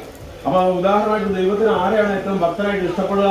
ഉദാഹരണം, നാരദ മഹർഷി കൃഷ്ണ ഭഗവാനോട് ഒരിക്കൽ ചോദിച്ചു, ഭഗവാനെ അങ്ങക്ക് ഏറ്റവും ഇഷ്ടമുള്ള ഭക്തൻ ആരാന്ന് ചോദിച്ചു. അങ്ങക്ക് ഏറ്റവും ഇഷ്ടമുള്ള ഭക്തൻ ആരാന്ന് ചോദിച്ചാൽ പറഞ്ഞു, എനിക്ക് ഏറ്റവും ഇഷ്ടമുള്ള ഭക്തൻ അവിടെ ഒരു കർഷകനുണ്ട്, അയാളെയാണ്. അപ്പൊ നാരദ മഹർഷി എപ്പോഴും നാരായണ നാരായണ നാരായണ എന്ന് പറഞ്ഞിട്ട് നടക്കുന്ന ആളല്ലേ, എപ്പോഴും ഭഗവാനെ വിളിക്കുകയൊക്കെ ചെയ്യുന്ന ഒരാളാണല്ലോ. അപ്പൊ നാരദ മഹർഷിക്ക് ഉള്ളിൽ അത് അത്ര ഇഷ്ടപ്പെട്ടില്ല, സങ്കടമായി. അങ്ങനെ കൃഷ്ണ ഭഗവാന്റെ ഓരോ കഥകളും നിങ്ങൾക്ക് അറിയാമായിരിക്കും. ഇതുപോലെ ഏത് സംശയം എപ്പോഴുണ്ടായാലും അത് അനുഭവത്തിലൂടെ, ഇപ്പൊ വിദ്യാഭ്യാസത്തിൽ പുതിയ തന്ത്രം നമ്മുടെ നാട്ടിലൊക്കെ കുറച്ച് കൊല്ലമായിട്ട് അവതരിപ്പിക്കുന്നുണ്ട്. അനുഭവത്തിലൂടെ, പ്രവൃത്തിയിലൂടെ പഠനം. അതെന്തൊരു പുതിയ സംഭവമായിട്ടാണ് നമ്മുടെ വിദ്യാഭ്യാസ ചിന്തകന്മാർ അവതരിപ്പിക്കുന്നത്. ശശിമാഷ് പോയോ? പുതിയ ചിന്തകന്മാരുടെ ഒരു വിചാരം എന്താ അറിയാമോ? ഈ കാലത്ത് കണ്ടുപിടിച്ചതാണ് ഈ പ്രാക്ടിക്കൽ ആയിട്ടുള്ള പ്രായോഗികമായിട്ടുള്ള നടപടികളിലൂടെ, പ്രവർത്തികളിലൂടെ ഉള്ള വിജ്ഞാനം. പക്ഷെ ഇത് കൃഷ്ണ ഭഗവാൻ പണ്ടേ നടപ്പിലാക്കിയ പരിപാടിയാണ്. അപ്പൊ അതുകൊണ്ട് ഭഗവാൻ എന്ത് ചെയ്തു? ഇതൊക്കെ അനുഭവത്തിലൂടെ പറഞ്ഞു കൊടുക്കുന്നതിനേക്കാൾ നല്ലതാണല്ലോ അനുഭവത്തിലൂടെ കൊടുക്കുന്നത്. അതുകൊണ്ട് അദ്ദേഹം പറഞ്ഞു, ഭഗവാൻ പറഞ്ഞു, അങ്ങനെ നാരദന് സംശയമുണ്ട്, ഇപ്പൊ ശരിയാക്കി തരാമല്ലോ. എന്നിട്ട് നാരദന മഹർഷിയെ വിളിച്ചിട്ട് പറഞ്ഞു, നാരദ ഒരു കാര്യം ചെയ്യണം, ഈ പാത്രം നിറയെ എണ്ണ ഞാൻ തരാൻ പോവാണ്. എണ്ണ നിറഞ്ഞൊരു പാത്രം കൊടുത്തു. നിറച്ച എണ്ണയുള്ള പാത്രവുമായിട്ട് ഈ നാരദനോട് പറഞ്ഞു, ഒരു തുള്ളി പോലും പുറത്തു പോകാതെ ലോകം ഒരു പ്രാവശ്യം ചുറ്റി വരാൻ പറഞ്ഞു. ഭഗവാൻ പറഞ്ഞതനുസരിച്ച് ഈ എണ്ണപാത്രവുമായി നാരദ മഹർഷി ലോകം മുഴുവൻ ഒരു പ്രാവശ്യം ചുറ്റാണ്. ലോകം ചുറ്റി തിരിച്ചെത്തി. ലോകം ചുറ്റി തിരിച്ചെത്തി കഴിഞ്ഞപ്പോ ഭഗവാൻ ചോദിച്ചു, അല്ലയോ നാരദ മഹർഷിയെ, ലോകം ചുറ്റാൻ പോകുന്ന സമയത്ത് എത്ര പ്രാവശ്യം താങ്കൾ എന്നെ ഓർത്തു എന്ന് ചോദിച്ചു. അപ്പൊ നാരദൻ പറഞ്ഞു, ഒരിക്കലും ഓർത്തില്ല. അതിന്റെ ഓർക്കാൻ മറന്നു. എന്താ കാര്യം? എണ്ണ തുളുമ്പി പോകുക എന്നുള്ളതായിരുന്നു എന്റെ ശ്രദ്ധയിൽ. എന്റെ കുറ്റമാണോ? അല്ലല്ലോ. എണ്ണ തുളുമ്പി പോകുമോ എന്ന ആശങ്കയിൽ ഭഗവാനെ അങ്ങ് ഓർക്കാൻ പറ്റിയില്ല. എന്നാൽ വേറെ കാര്യമുണ്ട് മോനെ, നമ്മുടെ ഈ കർഷകനുണ്ടല്ലോ, ആ കർഷകൻ ഒരു പീഡയെറുമ്പിനും വരുത്തരുതെന്നുള്ള അനുകമ്പയും സദാ കരുണാകര നൽകുകുള്ളിൽ നിന്തിരുമൈ വിട്ടകലാതെ ചിന്തയും എന്ന രൂപത്തിൽ സദാസമയം എന്നെ ഓർക്കുന്നയാളാണ്. രാവിലെ കൃഷിക്ക് ഇറങ്ങുമ്പോൾ മുതൽ പണിയെടുത്ത് അവസാനം കൈയും കാലും കഴുകി കയറി ചെന്ന് ഭക്ഷണം കഴിച്ച് കുളിച്ച് ഉറങ്ങുന്നത് വരെ, ആദ്യം മുതൽ അവസാനം വരെ ഇടയ്ക്കിടയ്ക്ക് ഭഗവാനെ വിളിക്കും, ഓർക്കും. എല്ലാ കഷ്ടപ്പാടുകളും അല്ലെങ്കിൽ ദുരിതങ്ങളും ചുമന്ന് ജീവിതഭാരം കൊണ്ട് അലയുന്ന കർഷകൻ ഒരു നിമിഷം പോലും എന്നെ ഓർക്കാതെ പോകാറില്ല. ആ മനുഷ്യൻ ആഗ്രഹിക്കുന്നു, ഒരു പീഡ എറുമ്പിനും വരുത്തരുതെന്നുള്ള അനുകമ്പയും സദാ. ഒരു പീഡ എറുമ്പിനും, ഒരു ഉറുമ്പിന് പോലും എന്നെ കൊണ്ട് ഒരു തരത്തിലും ഒരു വിഷമം ഉണ്ടാവാൻ പാടില്ല. ഒരു പീഡ എറുമ്പിനും വരുത്തരുത് എന്നുള്ള അനുകമ്പ എനിക്ക് എപ്പോഴും തരണേ ഭഗവാനെ. മാത്രമല്ല ഒന്നും കൂടി ആഗ്രഹിക്കുന്നുണ്ട്, എന്താണ്? കരുണാകര നിൻ തിരുമൈ വിട്ടകലാതെ ചിന്തയും. ഭഗവാനെ കരുണാകര, അങ്ങയുടെ ചിന്ത എന്റെ മനസ്സിൽ ഒരിക്കലും ഇല്ലാണ്ടായി പോകരുത്. ഒരിക്കൽ പോലും ഊണിലും ഉറക്കത്തിൽ പോലും ഭഗവാനെ മറന്നു പോകാൻ ഇടവരരുത് എന്ന് പ്രാർത്ഥിക്കുന്ന, സകല സമയത്തും ഈശ്വരനെ എന്താണ് മനസ്സിൽ കൊണ്ടു നടക്കുന്ന, വിചാരിച്ചുകൊണ്ടിരിക്കുന്ന, ഏത് കഠിനാധ്വാനം ചെയ്യുമ്പോഴും, ഏത് കഷ്ടപ്പാടുള്ളപ്പോഴും, സുഖമുള്ളപ്പോഴും, സന്തോഷമുള്ളപ്പോഴും എന്നെ മറക്കാത്ത കർഷകനാണ് എനിക്ക് ഏറ്റവും ഇഷ്ടപ്പെട്ട ഭക്തൻ എന്ന് പറഞ്ഞപ്പോ എണ്ണയും കൊണ്ട് പോയി വന്ന നാരദന് കാര്യം മനസ്സിലായി. ശരിയാണ്, ഇങ്ങനെയാണ് കൃഷ്ണ ഭഗവാൻ ഓരോന്നും പഠിപ്പിക്കുന്നത്. അപ്പൊ അങ്ങനെയുള്ള നല്ല ഭക്തരായാൽ അതിന്റെ അർത്ഥം എന്താ? നല്ല മനസ്സുള്ളവരായിരുന്നല്ലേ? അപ്പൊ ഈശ്വരന് ഏറ്റവും ഇഷ്ടവരെയല്ലേ? അപ്പൊ അവർക്കല്ലേ ആദ്യം പരിഗണന? അതോ നല്ല മനസ്സില്ലാത്ത ഭക്തനെയാണോ നല്ല മനസ്സുള്ള ഭക്തനെയാണോ ആദ്യം ദൈവം പരിഗണിക്കുക? നിങ്ങളുടെ അഭിപ്രായം എന്താ? നല്ല ഭക്തനെയല്ലേ ആദ്യം പരിഗണിക്കുക? അതെ. അപ്പൊ നല്ല ഭക്തരാകാനുള്ള അവസരം ഈ മക്കൾക്ക് നിങ്ങൾ ഉണ്ടാക്കി കൊടുക്കുന്നു. അതിനുള്ള ഏറ്റവും പ്രധാനപ്പെട്ട ആധ്യാത്മിക കേന്ദ്രമാണ് ക്ഷേത്രം എന്നുള്ളത് ഞാൻ പറഞ്ഞത്. അപ്പൊ അങ്ങനെയാണ് അതിന്റെ ഒരു ഗുണം. അപ്പൊ നല്ല ഭക്തരായി കഴിഞ്ഞു കഴിഞ്ഞാൽ ഈ പ്രപഞ്ചത്തിൽ എല്ലാ കാര്യങ്ങളും നിയന്ത്രിക്കുന്ന, ഞാൻ പറഞ്ഞു, നമ്മുടെ ഈശ്വരനാണെന്ന് പറഞ്ഞു. ഉദാഹരണം പറഞ്ഞാൽ കുരുക്ഷേത്ര യുദ്ധം എല്ലാവർക്കും അറിയാലോ അല്ലേ? ഇല്ലേ? കൗരവരും പാണ്ഡവരും തമ്മിൽ 18 ദിവസം നീണ്ടു നിന്ന യുദ്ധം നമ്മൾ കുരുക്ഷേത്ര യുദ്ധം, മഹാഭാരത യുദ്ധം എന്നൊക്കെ പറയും. ഈ യുദ്ധം നടക്കുന്നതിന് 2 ദിവസം മുമ്പ് കുരുക്ഷേത്ര യുദ്ധഭൂമിയിൽ ആ വലിയ വിശാലമായ ഗ്രൗണ്ടാണ്. അതിന്റെ നടുവിൽ ഒരു മരമുണ്ട്. ആ മരത്തിൽ ഒരു പക്ഷി കൂടുകൂട്ടി അതിൽ മുട്ടയിട്ട് മക്കൾ വിരിഞ്ഞു. അപ്പൊ കൂട്ടുകാരായ പക്ഷികൾ ചോദിച്ചു, ഈ യുദ്ധം നടക്കാൻ പോകുന്ന സ്ഥലത്താണോ നീ കൂടുകൂട്ടി മക്കളെ ആയിട്ടിരിക്കുന്നത്? അപ്പോൾ ആ പക്ഷി പറഞ്ഞു, ഇവിടെ ആയാലും എവിടെയായാലും എല്ലാം തീരുമാനിക്കുന്നത് ദൈവമാണ്. ഭഗവാൻ വിചാരിച്ചാൽ നമ്മളെ രക്ഷിക്കും, ഭഗവാൻ വിചാരിച്ചിട്ടില്ലെങ്കിൽ ആര് വിചാരിച്ചാലും നമ്മളെ രക്ഷപ്പെടാനും പോകുന്നില്ല. അതുകൊണ്ട് അതൊന്നും സാരമില്ല എന്ന് പറഞ്ഞ് ആ പക്ഷി അവിടെ തന്നെ ഇരുന്നു. എന്ത് സംഭവിച്ചു? യുദ്ധം തുടങ്ങി. യുദ്ധത്തിനിടയിൽ പോരാട്ടം മുറുകിയപ്പോൾ അർജുനന്റെ അമ്പ് ലക്ഷ്യം തെറ്റി ആ മരക്കമ്പിൽ ചെന്ന് കൊണ്ടു ആ കൂട് നേരെ നിലം പതിച്ചു. അടുത്തതായി വീണ്ടും യുദ്ധം തുടർന്നപ്പോൾ മറ്റൊരമ്പ് ചെന്ന് പതിച്ചത് വലിയ ഒരു ആനയുടെ കഴുത്തിൽ തൂങ്ങിക്കിടക്കുന്ന വലിയ മണിയുടെ ചരടിലാണ്. ആ ചരട് പൊട്ടി ആ മണി നേരെ താഴോട്ട് വീണത് ഈ കൂടിന്റെ മുകളിലാണ്. അങ്ങനെ ഈ കൂടിന്റെ മുകളിൽ മണി വീണതോടുകൂടി 18 ദിവസത്തെ യുദ്ധത്തിനിടയിലും ആ കൂടിന് ഒന്നും സംഭവിച്ചില്ല. യുദ്ധമെല്ലാം കഴിഞ്ഞെല്ലാം ഒതുക്കി മാറ്റിയപ്പോൾ മണിയെടുത്തപ്പം അതിനകത്ത് സുരക്ഷിതമായി ആ കൂടിരിക്കുന്നുണ്ട്. അപ്പോൾ അവിടെ നിന്ന് എന്താണ് കൃഷ്ണ ഭഗവാൻ നമുക്ക് പറഞ്ഞു തരുന്നത്? ഇല്ലേ, ആ ഭഗവാൻ വിചാരിച്ചാൽ ആർക്കും ആരെയും എന്താ പറയാ, ഭഗവാൻ രക്ഷിക്കാൻ വിചാരിച്ചാൽ ആർക്കും അവരെ നശിപ്പിക്കാൻ പറ്റില്ല. ഭഗവാൻ രക്ഷിക്കേണ്ടെന്ന് വിചാരിച്ചാൽ വേറെ ആർക്കും രക്ഷിക്കാൻ കഴിയില്ല. അത്രയ്ക്കാണ് നമ്മൾ പറയുന്ന ഈശ്വരന്റെ അനുഗ്രഹം. അപ്പൊ നല്ലൊരു ഭക്തനാകുക എന്ന് പറഞ്ഞാൽ ഈ ജീവിതത്തിൽ നമുക്ക് എല്ലാ തരത്തിലുള്ള അനുഗ്രഹം കിട്ടും. അനുഗ്രഹം കിട്ടും എന്ന് പറഞ്ഞാൽ ഇതുപോലെ നമുക്ക് ജീവിതത്തിൽ സുഖം, സമാധാനം, സന്തോഷം, അഭിവൃദ്ധി ഇതൊക്കെ ദൈവാനുഗ്രഹത്താണ് കിട്ടുന്നത്. അപ്പൊ അങ്ങനെ നല്ല ഭക്തനാക്കാൻ പറ്റും എന്നുള്ളതാണ്. പിന്നെ അതുപോലെയുള്ള ഭക്തിയിലേക്ക് നമുക്ക് പോകാൻ കഴിയുന്നു എന്നതാണ്. പിന്നെ അതുപോലെ തന്നെ ഈ ഭക്തി എന്നതുപോലെ തന്നെ നമ്മുടെ ഈ ക്ഷേത്രങ്ങളെ കൊണ്ട് ചുരുക്കി പറഞ്ഞാൽ മറ്റൊരു പ്രധാനപ്പെട്ട ക്ഷേത്രത്തിന്റെ ഒരു ഗുണം എന്ന് പറയുന്നത് നാട്ടിലുള്ള എല്ലാ വീടുകളും, സുഹൃത്തുക്കളെ ഈ പ്രദേശത്ത് എത്ര കുടുംബമുണ്ടെന്ന് ബാബുവിനോട് ചോദിക്കാൻ മറന്നുപോയി. ഈ പ്രദേശത്തെ മുഴുവൻ കുടുംബങ്ങളെ കൂട്ടിച്ചേർത്തി ഒരു കൂട്ടുകുടുംബമാക്കി മാറ്റുന്ന വലിയ പ്രവൃത്തി അല്ലെങ്കിൽ കർത്തവ്യമാണ് നമ്മുടെ മഹാദേവൻ നിർവഹിക്കുന്നത്. ശരിയാണോ? ഈ പ്രദേശത്തുള്ള എല്ലാ കുടുംബങ്ങളെയും കൂട്ടിച്ചേർത്തി ഒരു കൂട്ടുകുടുംബമാക്കി അതിന്റെ അധ്യക്ഷ സ്ഥാനത്ത് ഭഗവാൻ ഇരിക്കുകയാണ്. അതിന് തെളിവാണ് നിങ്ങളുടെ ആ ഊട്ടുവരെ ഉണ്ടല്ലോ, അല്ലെങ്കിൽ ഈ ഇരിക്കുന്ന നിങ്ങൾ ഈ അടുത്ത ദിവസങ്ങളിലായിട്ട് പല വീടുകളിൽ നിന്ന് വന്ന് ഒറ്റ വീട്ടിലെ അംഗങ്ങളായി ഈ ക്ഷേത്രത്തിന്റെ ഉത്സവം നടത്തിപ്പിന് വേണ്ടി എത്രയോ ദിവസമായിട്ട് ഒറ്റ കുടുംബത്തെ അംഗങ്ങളായി ഒരുമിച്ചിരിക്കുകയാണ്.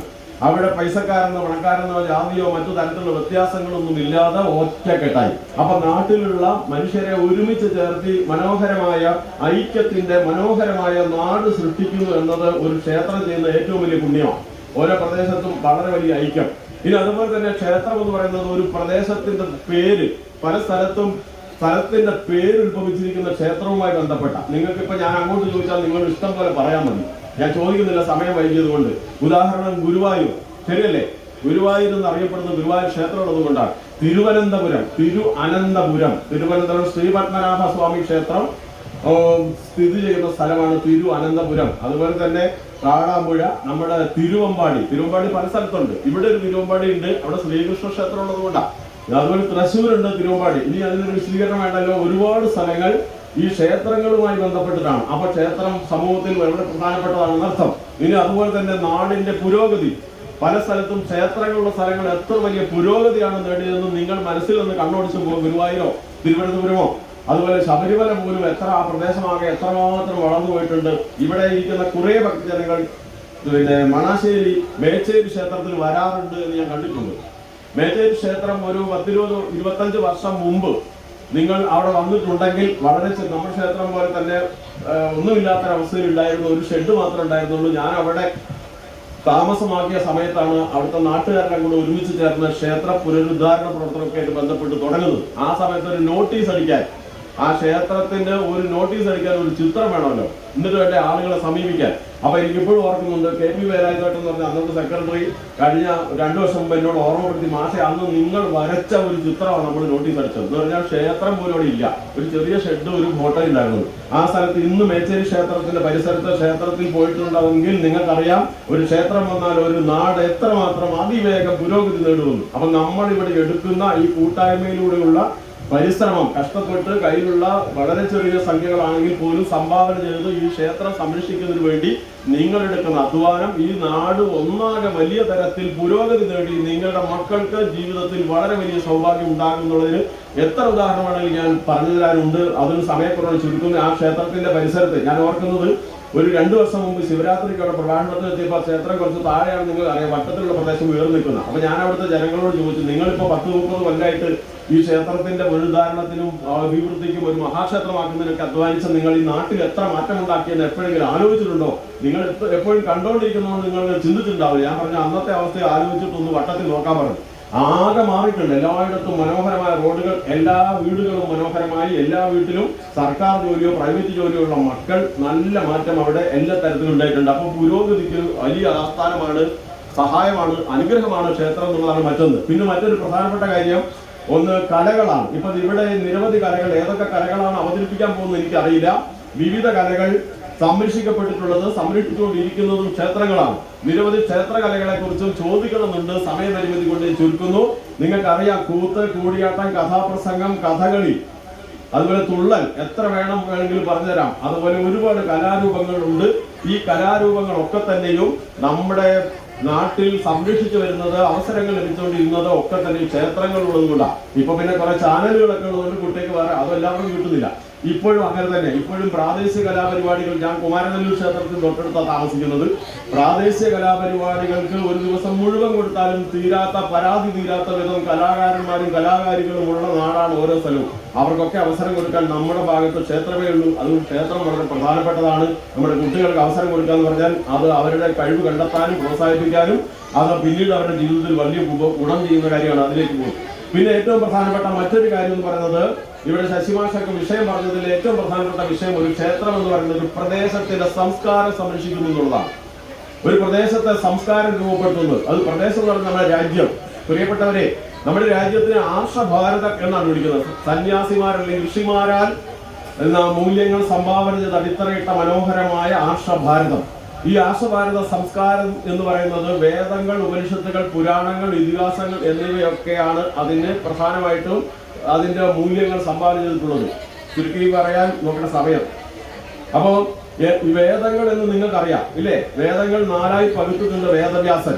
ആ വേദത്തിന്റെ കാതൽ എന്ന് പറയുന്നത് എന്താന്ന് വെച്ച് കഴിഞ്ഞാൽ ഏകം സത് വിപ്ര ബഹുതാവദന്തി. ആ സ്പീഡ് കൂട്ടിയവർക്ക് മനസ്സിലാവുന്നതെന്ന് അറിയില്ല.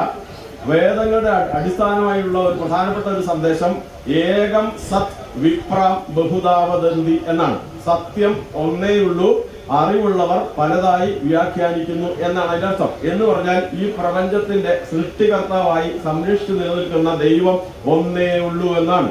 ഈ പ്രപഞ്ചത്തിൽ ദൈവം ഒന്നേ ഉള്ളൂ. നമ്മൾ ആ ദൈവത്തെ വിളിക്കുന്നത് ബ്രഹ്മം, പരബ്രഹ്മം അല്ലെങ്കിൽ പരമാത്മാവ് എന്നാണ്. അതാണ് ഒറ്റ ദൈവമെന്നാണ്. എന്താണ്? ഉലകിനു വേറൊരു സത്തയില്ല, അതുണ്ടെന്നുലകരുരപ്പത് സർവമൂകഹീനം, ജളരുവിലേശയമെന്നു തോന്നിയാലും നലവിയലും മലർമാല നാഗമാമോ. അതായത് ഉലകിന് വേറൊരു സത്തയില്ല. ഒരാള് വഴിയിൽ കിടക്കുന്ന ഒരു പൂമാല കണ്ടിട്ട് അത് പാമ്പാന്ന് പറഞ്ഞാൽ പാമ്പാവൂല എന്നതുപോലെയാണ് പല ദൈവമുണ്ട് എന്ന് വ്യാഖ്യാനിക്കുന്നത്. നാം ആരാധിക്കുന്ന സകല ദേവതകളും ഒരേ ഈശ്വരന്റെ വിവിധങ്ങളായിട്ടുള്ള ഭാവങ്ങളാണ്, രൂപങ്ങളാണ്, എല്ലാം ഒന്നു തന്നെയാണ്. ആ വലിയ സത്യമാണ് നമ്മുടെ ഈ വേദം തരുന്നത്. അതുപോലെ തന്നെ സത്യമേവ ജയതേ ന അനൃതം. സത്യം മാത്രമേ വിജയിക്കൂ, അസത്യം വിജയിക്കത്തില്ല. അതുകൊണ്ട് സത്യം വദ ധർമ്മം ചര. സത്യം പറയണം, ധർമ്മം ആചരിക്കണം. ഇങ്ങനെയുള്ള മൂല്യങ്ങൾ ഞാനിപ്പോ പറയുന്നത് കേട്ടിട്ട് നിങ്ങൾക്ക് തന്നെ ഒരു അരോചകമായി തോന്നുന്നുണ്ട്, അല്ലെങ്കിൽ അങ്ങനെ ഒരു ഇമ്പമായിട്ട് സ്വീകരിക്കാൻ പറ്റത്തില്ല. അത് ഞാൻ മലയാളത്തിലാണ് പറഞ്ഞത്. അപ്പൊ നിങ്ങൾ നല്ല ചോദിക്കുന്നത് സംസ്കൃതത്തിലാണ്. ഈ വേദങ്ങൾ നല്ല കടുകട്ടി സംസ്കൃതത്തിലാണ്. അപ്പൊ ഈ സംസ്കൃതത്തിൽ ഇങ്ങനെയുള്ള ഈ പ്രതിപാദിക്കുന്ന മൂല്യങ്ങൾ അങ്ങനെ ജനങ്ങൾക്ക് മനസ്സിലാവുമോ? പിന്നെ നിങ്ങൾ അല്പം കൂടി ചിന്തിച്ചോ, അക്കാലത്ത് സംസ്കൃതം അറിയുന്ന എത്ര പേരുണ്ട്? അപ്പോൾ നിങ്ങൾക്കും എനിക്കും തോന്നാം അത് പിന്നെ മലയാളത്തിൽ വിവർത്തനം ചെയ്തിട്ടുണ്ടല്ലോ. അപ്പോഴും മലയാളത്തിൽ വിവർത്തനം ചെയ്താൽ ഒരു 10-25 കൊല്ലം മുമ്പ് വരെ നമ്മുടെയൊക്കെ ആളുകൾക്ക് മലയാളം വായിച്ച് മനസ്സിലാക്കാനുള്ള സംവിധാനം അല്ലെങ്കിൽ കഴിവുണ്ടായിരുന്നു. അപ്പൊ പിന്നെ ഇത് എങ്ങനെയാണ് പഠിച്ചത്? അപ്പം മലയാളത്തിലേക്ക് പിന്നീട് അപ്പൊ എന്താ ചെയ്തിട്ട് കഴിഞ്ഞാല് വേദവ്യാസ മഹർഷിയെപ്പോലുള്ളവർ ചെയ്തത് ഈ വേദങ്ങൾ വളരെ സങ്കീർണവും കടുകട്ടിയുമായതുകൊണ്ട് നമുക്ക് മനസ്സിലാക്കാൻ വേണ്ടി, പ്രത്യേകിച്ച് ഇക്കാലത്തേക്കാണ് കേട്ടോ, 6000-7000 വർഷങ്ങൾക്ക് മുമ്പ് എഴുതിയത് അന്നത്തേക്ക് വേണ്ടിയല്ല, ഇന്നത്തേക്ക് വേണ്ടിയാണ്. ഇന്ന് കലിയുഗമാണ്. കലിയുഗത്തിൽ എന്തൊക്കെ കുഴപ്പമുണ്ടാകുമെന്ന് പറയണമെന്നുണ്ട്. ഞാൻ പറയുന്നില്ല, നിങ്ങളുടെ ചിന്തയ്ക്ക് വിട്ടു. ഞാൻ നേരത്തെ ഉദാഹരണം പറഞ്ഞു, ഉത്സവത്തിൽ ഒരു പാട്ട് പാടിയപ്പോൾ നൃത്തം ചെയ്തതിനെ കൊന്നു, മധ്യസ്ഥം പറഞ്ഞ് നേരെ കൊല്ലുന്നു, അതുപോലെ അടിയും ബഹളമൊക്കെ ഇഷ്ടംപോലെ നടക്കുമ്പോൾ നിങ്ങൾ മനസ്സിലായി കാണും കലിയുഗത്തിന്റെ പ്രത്യേകത. അപ്പൊ ഇക്കാലത്തെ മനുഷ്യരെ അങ്ങനെയുള്ള അക്രമത്തിൽ നിന്ന്, ദേഷ്യത്തിൽ നിന്ന്, ഈ പറയുന്ന എന്താ പറയുക അത്യാഗ്രഹത്തിൽ നിന്ന് തുടങ്ങി സകല തിന്മകളിൽ നിന്നും മോചിപ്പിക്കുന്നതിനുള്ള മാർഗങ്ങളാണ് ഈ പറഞ്ഞ വേദങ്ങളിലൊക്കെ തന്നിട്ടുള്ള മൂല്യങ്ങൾ. അപ്പൊ അത് എങ്ങനെ മനസ്സിലാക്കാൻ പറ്റുമെന്ന് അറിയാത്തതുകൊണ്ട് എന്ത് ചെയ്യുന്നറിയാമോ, അത് കഥകളാക്കി തന്നു. ഈ വേദങ്ങളിലുള്ള മൂല്യങ്ങൾ നമുക്ക് ഉപയോഗപ്പെടുത്താനും മനസ്സിലാക്കാൻ വേണ്ടി കഥകളാക്കി തന്നു. അതാണ് 18 പുരാണങ്ങൾ, 18 ഉപപുരാണങ്ങൾ, അതുപോലെ തന്നെ ഇതിഹാസങ്ങൾ. പെട്ടെന്ന് ചോദിക്കാം, രാമായണം കഥയാണ് എന്ന് നിങ്ങൾക്കറിയാമല്ലോ, അറിയാത്താരുമില്ലല്ലോ. മഹാഭാരതം കഥയാണ് എന്നറിയാമല്ലോ. അതേപോലെ 18 പുരാണങ്ങളും ഒക്കെ. അപ്പൊ എന്തിനാണ് പുരാണങ്ങളും ഇതിഹാസങ്ങളും തന്നത്? കഥാരൂപത്തിൽ നമുക്ക് ഇത് പറഞ്ഞു തന്നത് നമുക്ക് മനസ്സിലാക്കാൻ വേണ്ടിയിട്ടാണ്. അപ്പൊ ഞാൻ ചോദിക്കുന്നു, ഈ കഥാരൂപത്തിൽ എഴുതി തന്നിട്ടും നമുക്കിത് വായിച്ചു മനസ്സിലാക്കാൻ മാത്രമുള്ള അവസരം നമ്മുടെ പൂർവ്വർക്ക് ഉണ്ടായിരുന്നോ? അങ്ങനെയാണെങ്കിൽ ഒരു സമാധാനപരമായിട്ട് ഇനി ഞാൻ പറയാം, സുഹൃത്തുക്കളെ, പ്രിയ ഭക്തജനങ്ങളെ, ഈ പറയുന്ന നമ്മുടെ നാടിന്റെ സംസ്കാരം രൂപപ്പെടുത്തിയതിന് കാരണമായ മൂല്യങ്ങൾ വേദങ്ങളിൽ നിന്നും, ഉപനിഷത്തുകളിൽ നിന്നും, പുരാണദിഹാസങ്ങളിൽ നിന്നും നമുക്ക് കിട്ടിയത് ക്ഷേത്രങ്ങളിലൂടെയാണ്. അതാണ് ഇതിന്റെ പ്രസക്തി. എങ്ങനെയാ ക്ഷേത്രങ്ങളിലൂടെ കിട്ടിയെന്ന് ചോദിച്ചാൽ, ഒറ്റ വാക്ക് പറയുമ്പോൾ നിങ്ങൾ പെട്ടെന്ന് മനസ്സിലാകും. ക്ഷേത്രത്തിൽ വിവിധ പരിപാടികൾ നടക്കുമ്പോൾ ഒരു പ്രധാന ഇനം കലാപരിപാടികളാണ്. ഉത്സവത്തിന് പ്രത്യേകിച്ച് നടക്കുന്ന ഒന്ന് കലാപരിപാടിയല്ലേ. അപ്പൊ ഈ കലാപരിപാടി കാണുന്ന ആൾക്ക് അക്ഷരാഭ്യാസം വേണമെന്നുണ്ടോ? എഴുത്തും വായനയും അറിഞ്ഞാൽ മാത്രമേ ഈ കലാപരിപാടി ആസ്വദിക്കാൻ പറ്റുമെന്നില്ലല്ലോ.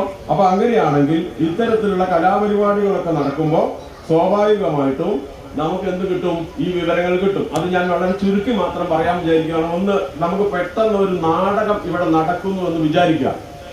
രാമായണമാണ് കഥ. ഈ രാമായണം കഥയിൽ ഇവിടെ ഒരു നാടകം നടക്കുകയാണെങ്കിൽ, ഇപ്പൊ കർട്ടൻ പൊങ്ങി നാടകം തുടങ്ങി. അപ്പൊ നമുക്ക് ഏറ്റവും അധികം ശ്രദ്ധേയമായ വിഷയം, ഭഗവാൻ ശ്രീരാമചന്ദ്രനെ ദശരഥ മഹാരാജാവ് അയോധ്യയുടെ ചക്രവർത്തിയായി പട്ടാഭിഷേകം നടത്താൻ പ്രഖ്യാപിക്കുന്നു. അതാണ് ഏറ്റവും നമുക്ക് ശ്രദ്ധേയമായ ഒരു വിഷയം, നമുക്ക് അറിയാവുന്നത്. അപ്പൊ ഭഗവാൻ ശ്രീരാമചന്ദ്രന്റെ പട്ടാഭിഷേകം പ്രഖ്യാപിച്ചതോടുകൂടി നാട്ടിലെ ജനങ്ങളല്ല, അന്ന് ജനങ്ങൾ നല്ല പ്രജകൾ എന്ന് പറയാം, രാജ്യത്തെ ജനങ്ങൾ മുഴുവൻ തുള്ളിച്ചാടി അങ്ങ് സന്തോഷത്തിൽ ആറാടുകയാണ്. അവര് പെരുമ്പറ കൊട്ടിയും വാദ്യഘോഷങ്ങൾ മുഴക്കിയും അവിടമെല്ലാം അലങ്കരിച്ചും തുള്ളിച്ചാടി നൃത്തം ചെയ്ത് സന്തോഷം പങ്കുവെക്കുമ്പോൾ പെട്ടെന്നൊരു സംഭവം ഉണ്ടായത് നിങ്ങൾക്കറിയാം. എന്താ സംഭവം? ഇദ്ദേഹത്തിന്റെ ദശരഥ മഹാരാജാവിന്റെ ഭാര്യമാരിൽ ഒരാളായ കൈകേയി അമ്മ ചെന്നിട്ട് ദശരഥ മഹാരാജാവിനോട് ഈ സ്റ്റേജിൽ വെച്ച് ആവശ്യപ്പെടാൻ വിചാരിക്കാം, മഹാരാജൻ, എന്താണ് മഹാറാണി, അങ്ങ് എനിക്ക് പണ്ട് 2 വരം തന്നിട്ടുണ്ട്, അത് നമുക്കിപ്പോ കിട്ടണം. എന്താണ് നിങ്ങൾക്ക് വേണ്ട വരം? വരം വേണ്ടത് എന്റെ പുത്രൻ ആരെയാണ്? ഭരതനെ രാജാവാക്കണം, രാമനെ കാട്ടിലേക്കണം. ഈ സന്ദർഭമാണ് നമ്മൾ കാണുന്നത് വിചാരിക്കുക. നമ്മൾ കണ്ടുകൊണ്ടിരിക്കുമ്പോൾ അവിടെ എന്താണ് നമുക്ക് കിട്ടിയ മൂല്യം എന്നറിയാമോ? ഈ ചോദ്യം ചോദിപ്പിക്കുമ്പോൾ അവിടെ പ്രധാനമായിട്ട് 2 സംഭവങ്ങൾ നമുക്ക് പഠിക്കാനുണ്ട്. അതിൽ നിന്നാണ് നമ്മൾ പഠിച്ചത്, ആ നാടകത്തിൽ നിന്ന്, അല്ലാതെ വായിച്ചല്ല. എന്താ കേട്ടത്? ഈ വരം 2 വരം കൊടുത്തതിൽ വരം ചോദിച്ചാണ്. എന്തായാലും ഒന്ന് ശ്രീരാമനെ കാട്ടിലേക്കണം 14 വർഷം, മകൻ ഭരതനെ രാജാവാക്കണം. അപ്പോൾ സ്വാഭാവികമായിട്ടും രാജാവിന്റെ ജീവനേക്കാൾ ജീവനാണ് ശ്രീരാമൻ എന്ന് പറയുന്ന പുത്രൻ. ദശരഥ മഹാരാജാവിന് ആ രാമനെ ഉപേക്ഷിക്കേണ്ടി വന്നാൽ മരിക്കുന്ന ആ സാധ്യത വരെ ഉണ്ടാവും. അത്രയ്ക്ക് ഇഷ്ടമായിട്ടും ശ്രീരാമൻ എന്ത് ചെയ്തു? കൊടുത്ത വാക്ക് പാലിക്കുന്നു. നിങ്ങൾ ശ്രദ്ധിക്കുന്നുണ്ടെങ്കിൽ, മുതിർന്നവർ ശ്രദ്ധിക്കുന്നുണ്ട്, ഓർക്കുക, നമ്മുടെ രാജ്യത്തിന്റെ സാമൂഹ്യ ഘടനയിലെ ഏറ്റവും പ്രധാനപ്പെട്ട ഒരു മൂല്യമാണ് വാക്ക് പാലിക്കുക, സത്യസന്ധത എന്നത്. ഇത് രാമായണം നാടകം കണ്ടിരിക്കുന്ന നമ്മളെ പോലെ, അന്ന് നമ്മളൊക്കെ ഉണ്ടെങ്കിൽ നമുക്ക് എഴുത്തും വായന അറിയണമെന്നില്ല, എഴുത്തും വായനയും ഒന്നും അറിയാതിരുന്നിട്ടും ആ മഹത് ഗ്രന്ഥത്തിന്റെ മഹത്തായ മൂല്യം നമുക്ക് കിട്ടിക്കഴിഞ്ഞു. അപ്പൊ നമുക്ക് മനസ്സിലായി, ഏതൊരു പ്രതിസന്ധി ഉണ്ടായാലും വാക്ക് പാലിക്കുന്നത് ഏറ്റവും പ്രധാനപ്പെട്ട മനുഷ്യധർമ്മമാണ് നമുക്ക് പഠിപ്പിച്ചു തന്നു. അപ്പോൾ നമ്മൾ വേറൊന്നുകൂടെ പഠിക്കുന്നുണ്ട്. എന്താണെന്നറിയാമോ? എന്തുകൊണ്ടാണ് ഈ പ്രശ്നം ഉണ്ടായതെന്ന് അറിയാമോ? ഈ പ്രശ്നം ഉണ്ടായത് ഇപ്പൊ നമ്മൾക്ക് വേണമെങ്കിൽ ആലോചിക്കാം. ഇങ്ങനെ പ്രശ്നം ഉണ്ടാകാൻ കാരണം, ഒരു മകന്റെ പട്ടാഭിഷേകം നടക്കുമ്പം 4 ഭാര്യമാരും അല്ലെ, 3 ഭാര്യമാരും മക്കളൊക്കെ ഉണ്ടല്ലോ. ഈ മക്കൾ ഉൾപ്പെടെയുള്ള ആളുകളോട് ആലോചിച്ചിരുന്നെങ്കിൽ ഈ പ്രശ്നം ഉണ്ടാവുമായിരുന്നോ? ഒന്ന് ആലോചിച്ച് നോക്കിയേ. രാജാവ് എല്ലാവരെയും വിളിച്ചു വരുത്തി, നമുക്കിങ്ങനെ ഈ അയോധ്യയുടെ യുവരാജാവായിട്ട് ഒരാളെ വാഴിക്കണം, അത് ഞാൻ കാണുന്നത് ശ്രീരാമനെയാണ്, നിങ്ങൾക്ക് ആർക്കെങ്കിലും അഭിപ്രായ വ്യത്യാസം ഉണ്ടോ എന്ന് ചോദിച്ചാൽ ആ സഭയിൽ വെച്ച് എന്ത് സംഭവിക്കും? എല്ലാവരും ഒരഭിപ്രായം പറയുമായിരുന്നു. അങ്ങനെ വിളിച്ചു കൂട്ടി ആലോചിക്കാതെ ഒരു തീരുമാനം ഗ്രഹനാഥൻ എടുക്കരുത്. നമുക്ക് മനസ്സിലായോ? പിടികിട്ടിയോ? ശരിയാണോ ഞാൻ പറഞ്ഞത്? ആലോചിച്ചെടുത്തിരുന്നെങ്കിൽ തർക്കം ഉണ്ടാവില്ല. ആലോചിക്കാത്തത് കൊണ്ടാണ് മന്ധര ഇടപെട്ട് കൈകേയിയെ കൊണ്ട് ചോദിപ്പിക്കാൻ അവസരം ഉണ്ടായത്. അപ്പൊ നമുക്ക് മുതിർന്ന കുടുംബനാഥന്മാർക്ക് ഒരു മൂല്യം കൂടെ കിട്ടി. നമ്മൾ ഏത് കാര്യം എടുക്കുമ്പോഴും ഇപ്പോൾ ഇരിക്കുന്ന എല്ലാവരും ശ്രദ്ധിച്ചുകൊള്ളുക, നിങ്ങളുടെ വീട്ടിൽ പ്രധാനപ്പെട്ട ഏത് തീരുമാനം എടുക്കുമ്പോഴും എല്ലാവരോടും ഒന്ന് ആലോചിച്ച് ചെയ്യേണ്ടതുണ്ട്. ശരിയല്ലേ? അങ്ങനെയല്ലേ നമ്മൾ ചെയ്യാറ്? അതാണ് ഒരു പ്രധാനപ്പെട്ട മൂല്യം. അത് കഴിഞ്ഞാൽ പിന്നെ എന്താണെന്നറിയാമോ, ഈ പറയുന്ന വിഷയം അറിഞ്ഞിട്ട് ശ്രീരാമന്റെ അടുത്തേക്ക്, ശ്രീരാമ ഭഗവാന്റെ അടുത്തേക്ക് ലക്ഷ്മണകുമാരൻ വരുന്ന രംഗം നിങ്ങൾക്ക് അറിയാമോ? അറിയാമായിരിക്കും. ലക്ഷ്മണൻ അതിവേഗം ചൂടായി കൊടുങ്കാറ്റടിക്കും പോലെ വരുന്നത്. വളരെ ദേഷ്യം പിടിച്ച് കാര്യം വന്നിട്ടാണ് പറയുന്നത്, ഇത് സമ്മതിക്കാൻ പറ്റത്തില്ല, വേണ്ടി വന്നാൽ അച്ഛനെ പിടിച്ചു കെട്ടിയിട്ടായാലും എന്ന് പറഞ്ഞ് ഒരുപാട് ദേഷ്യം പിടിക്കുന്നുണ്ട്. അപ്പൊ ശ്രീരാമചന്ദ്രൻ എന്ത് ചെയ്യുന്നറിയാമോ? അങ്ങനെ ചൂടായി തുള്ളി വിറച്ചു നിൽക്കുന്ന അനുജനെ ചെന്ന് അങ്ങ് ചേർത്ത് ആശ്ലേഷിച്ചു. അങ്ങനെ കെട്ടിപ്പിടിച്ചതോടുകൂടി ആ ചൂടങ്ങ് തണുത്തു. എന്നിട്ട് മെല്ലെ അങ്ങോട്ട് പറഞ്ഞു കൊടുത്തു, ഭോഗങ്ങളെല്ലാം ക്ഷണപ്രഭാതഞ്ജലം വേഗേന നഷ്ടമായുസ്സുവർഗമി വന്നി സന്തപ്ത ലോഹസ്താംബു ബിന്ദുനാ സന്നിഭം മർത്യജന്മം ക്ഷണഭങ്കുരം. എന്നിട്ട് മെല്ലെ പറഞ്ഞു കൊടുക്കുകയാണ്, മോനെ, ഭോഗങ്ങളെല്ലാം ക്ഷണപ്രഭാതഞ്ജലം. നാം ഈ കാണുന്ന സുഖ സൗഭാഗ്യങ്ങൾ, സൗകര്യങ്ങളൊക്കെ നിമിഷ നേരം കൊണ്ട് ഇല്ലാതാകാൻ സാധ്യതയുള്ളവയാണ്. അതുകൊണ്ട് നമ്മൾ അത് വെച്ചിട്ട് ഇത്തരം അവസരത്തിൽ ആ നിലയിൽ ശോഭിച്ചിട്ട് കാര്യമില്ല. നമ്മുടെയൊക്കെ ജീവിതം എന്ന് പറയുന്നത് ചുട്ടുപഴുത്ത ഇരുമ്പ് പലകയിൽ വീഴുന്ന ഒരു തുള്ളി വെള്ളം പോലെയാണ്. നല്ലോണം ചുട്ടുപഴുത്ത ഇരുമ്പ് പലകയിൽ വന്യസന്തപ്ത ലോഹസ്താംബു ബിന്ദുനാ സന്നിഭം, അമ്പു എന്ന് പറഞ്ഞ വെള്ളം, ചുട്ടുപഴുത്ത ഇരുമ്പ് പലകയിൽ ഒരു തുള്ളി വെള്ളം വീണാൽ ചീ പോകുന്നൊരു ശബ്ദമുണ്ട്. അതുപോലെ മനുഷ്യ ജീവിതം എന്ന് പറഞ്ഞാൽ നിസ്സാരമാണ്. അതുകൊണ്ട് നമുക്ക് എന്താണ് ഈ ചക്ഷുശ്രവണ കളസ്തമാ നിർദുരം, ഭക്ഷണത്തിന് അപേക്ഷിക്കുന്നത് പോലെ കാലാഹിനാവരിഗ്രസ്തമാം ലോകവും ആലോല ചേതസാ ഭോഗങ്ങൾ നേടുന്നു. നമ്മള് ചക്ഷുശ്രവണ കളസ്തമാം നിർദുരം പോലെ, ഒരു പാമ്പ് ഒരു തവള വിഴുങ്ങാൻ പോവാണ്. പാമ്പിന്റെ വായിലിരിക്കുന്ന തവള അല്പം മാത്രമേ പുറത്തുള്ളൂ, തല മാത്രം. അപ്പൊ ഈ തവളയ്ക്ക് ഈ പാമ്പ് വിഴുങ്ങുന്നതാണ് എന്ന് തോന്നാതെ, മനസ്സിലാവാതെ അതിന്റെ മുന്നിൽ കൂടി പറന്നു പോകുന്ന ഒരു പ്രാണിയെ ഈ തവള നാക്ക് നീട്ടി പിടിക്കാൻ നോക്കാണ്. ഈ നാവ് നീട്ടി പിടിക്കാൻ ശ്രമിക്കുന്ന തവള എന്താ സംഭവിക്കുന്നത്? പാമ്പിന്റെ വായിലൂടെ അകത്തേക്ക് പോവുകയാണ്. ഇതുപോലെയാണ് മനുഷ്യൻ അറിഞ്ഞ് നമ്മുടെ ജീവിതം എത്ര കാലമുണ്ട്, എത്രയുണ്ട് എന്നൊന്നും തിരിച്ചറിയാതെ ഇന്നലെയോളം എന്തെന്നറിഞ്ഞില്ല, ഇനി നാളെയും എന്തെന്നറിഞ്ഞില്ല എന്ന് പറയുന്നില്ലേ? അപ്പൊ അതുപോലുള്ള അവസ്ഥയിൽ നമ്മൾക്ക് പ്രധാനമായിട്ടുള്ളത് രാജസിംഹാസനവും രാജപദവിയും സുഖസൗഭാഗ്യങ്ങളും രാജ്യവും ഒന്നുമല്ല. അതിനേക്കാൾ പ്രധാനം പുത്രധർമ്മമാണ്. പ്രിയപ്പെട്ടവരെ, ശ്രദ്ധിക്കുന്ന മുതിർന്നവർ ശ്രദ്ധിക്കുന്നുണ്ടെങ്കിൽ ശ്രദ്ധിക്കുക. അവിടെ നമ്മുടെ അച്ഛനമ്മമാർ ഒരു കാര്യം പൂർവികർ പഠിച്ചു. എന്താണ് ഏറ്റവും പ്രധാനം? സുഖവും സൗഭാഗ്യവും രാജപദവിയും അതിനേക്കാളും വലിയതൊന്നുമല്ല. അതിനേക്കാൾ വലുത് മാതാപിതാക്കളോടുള്ള കടമ നിറവേറ്റലാണ്.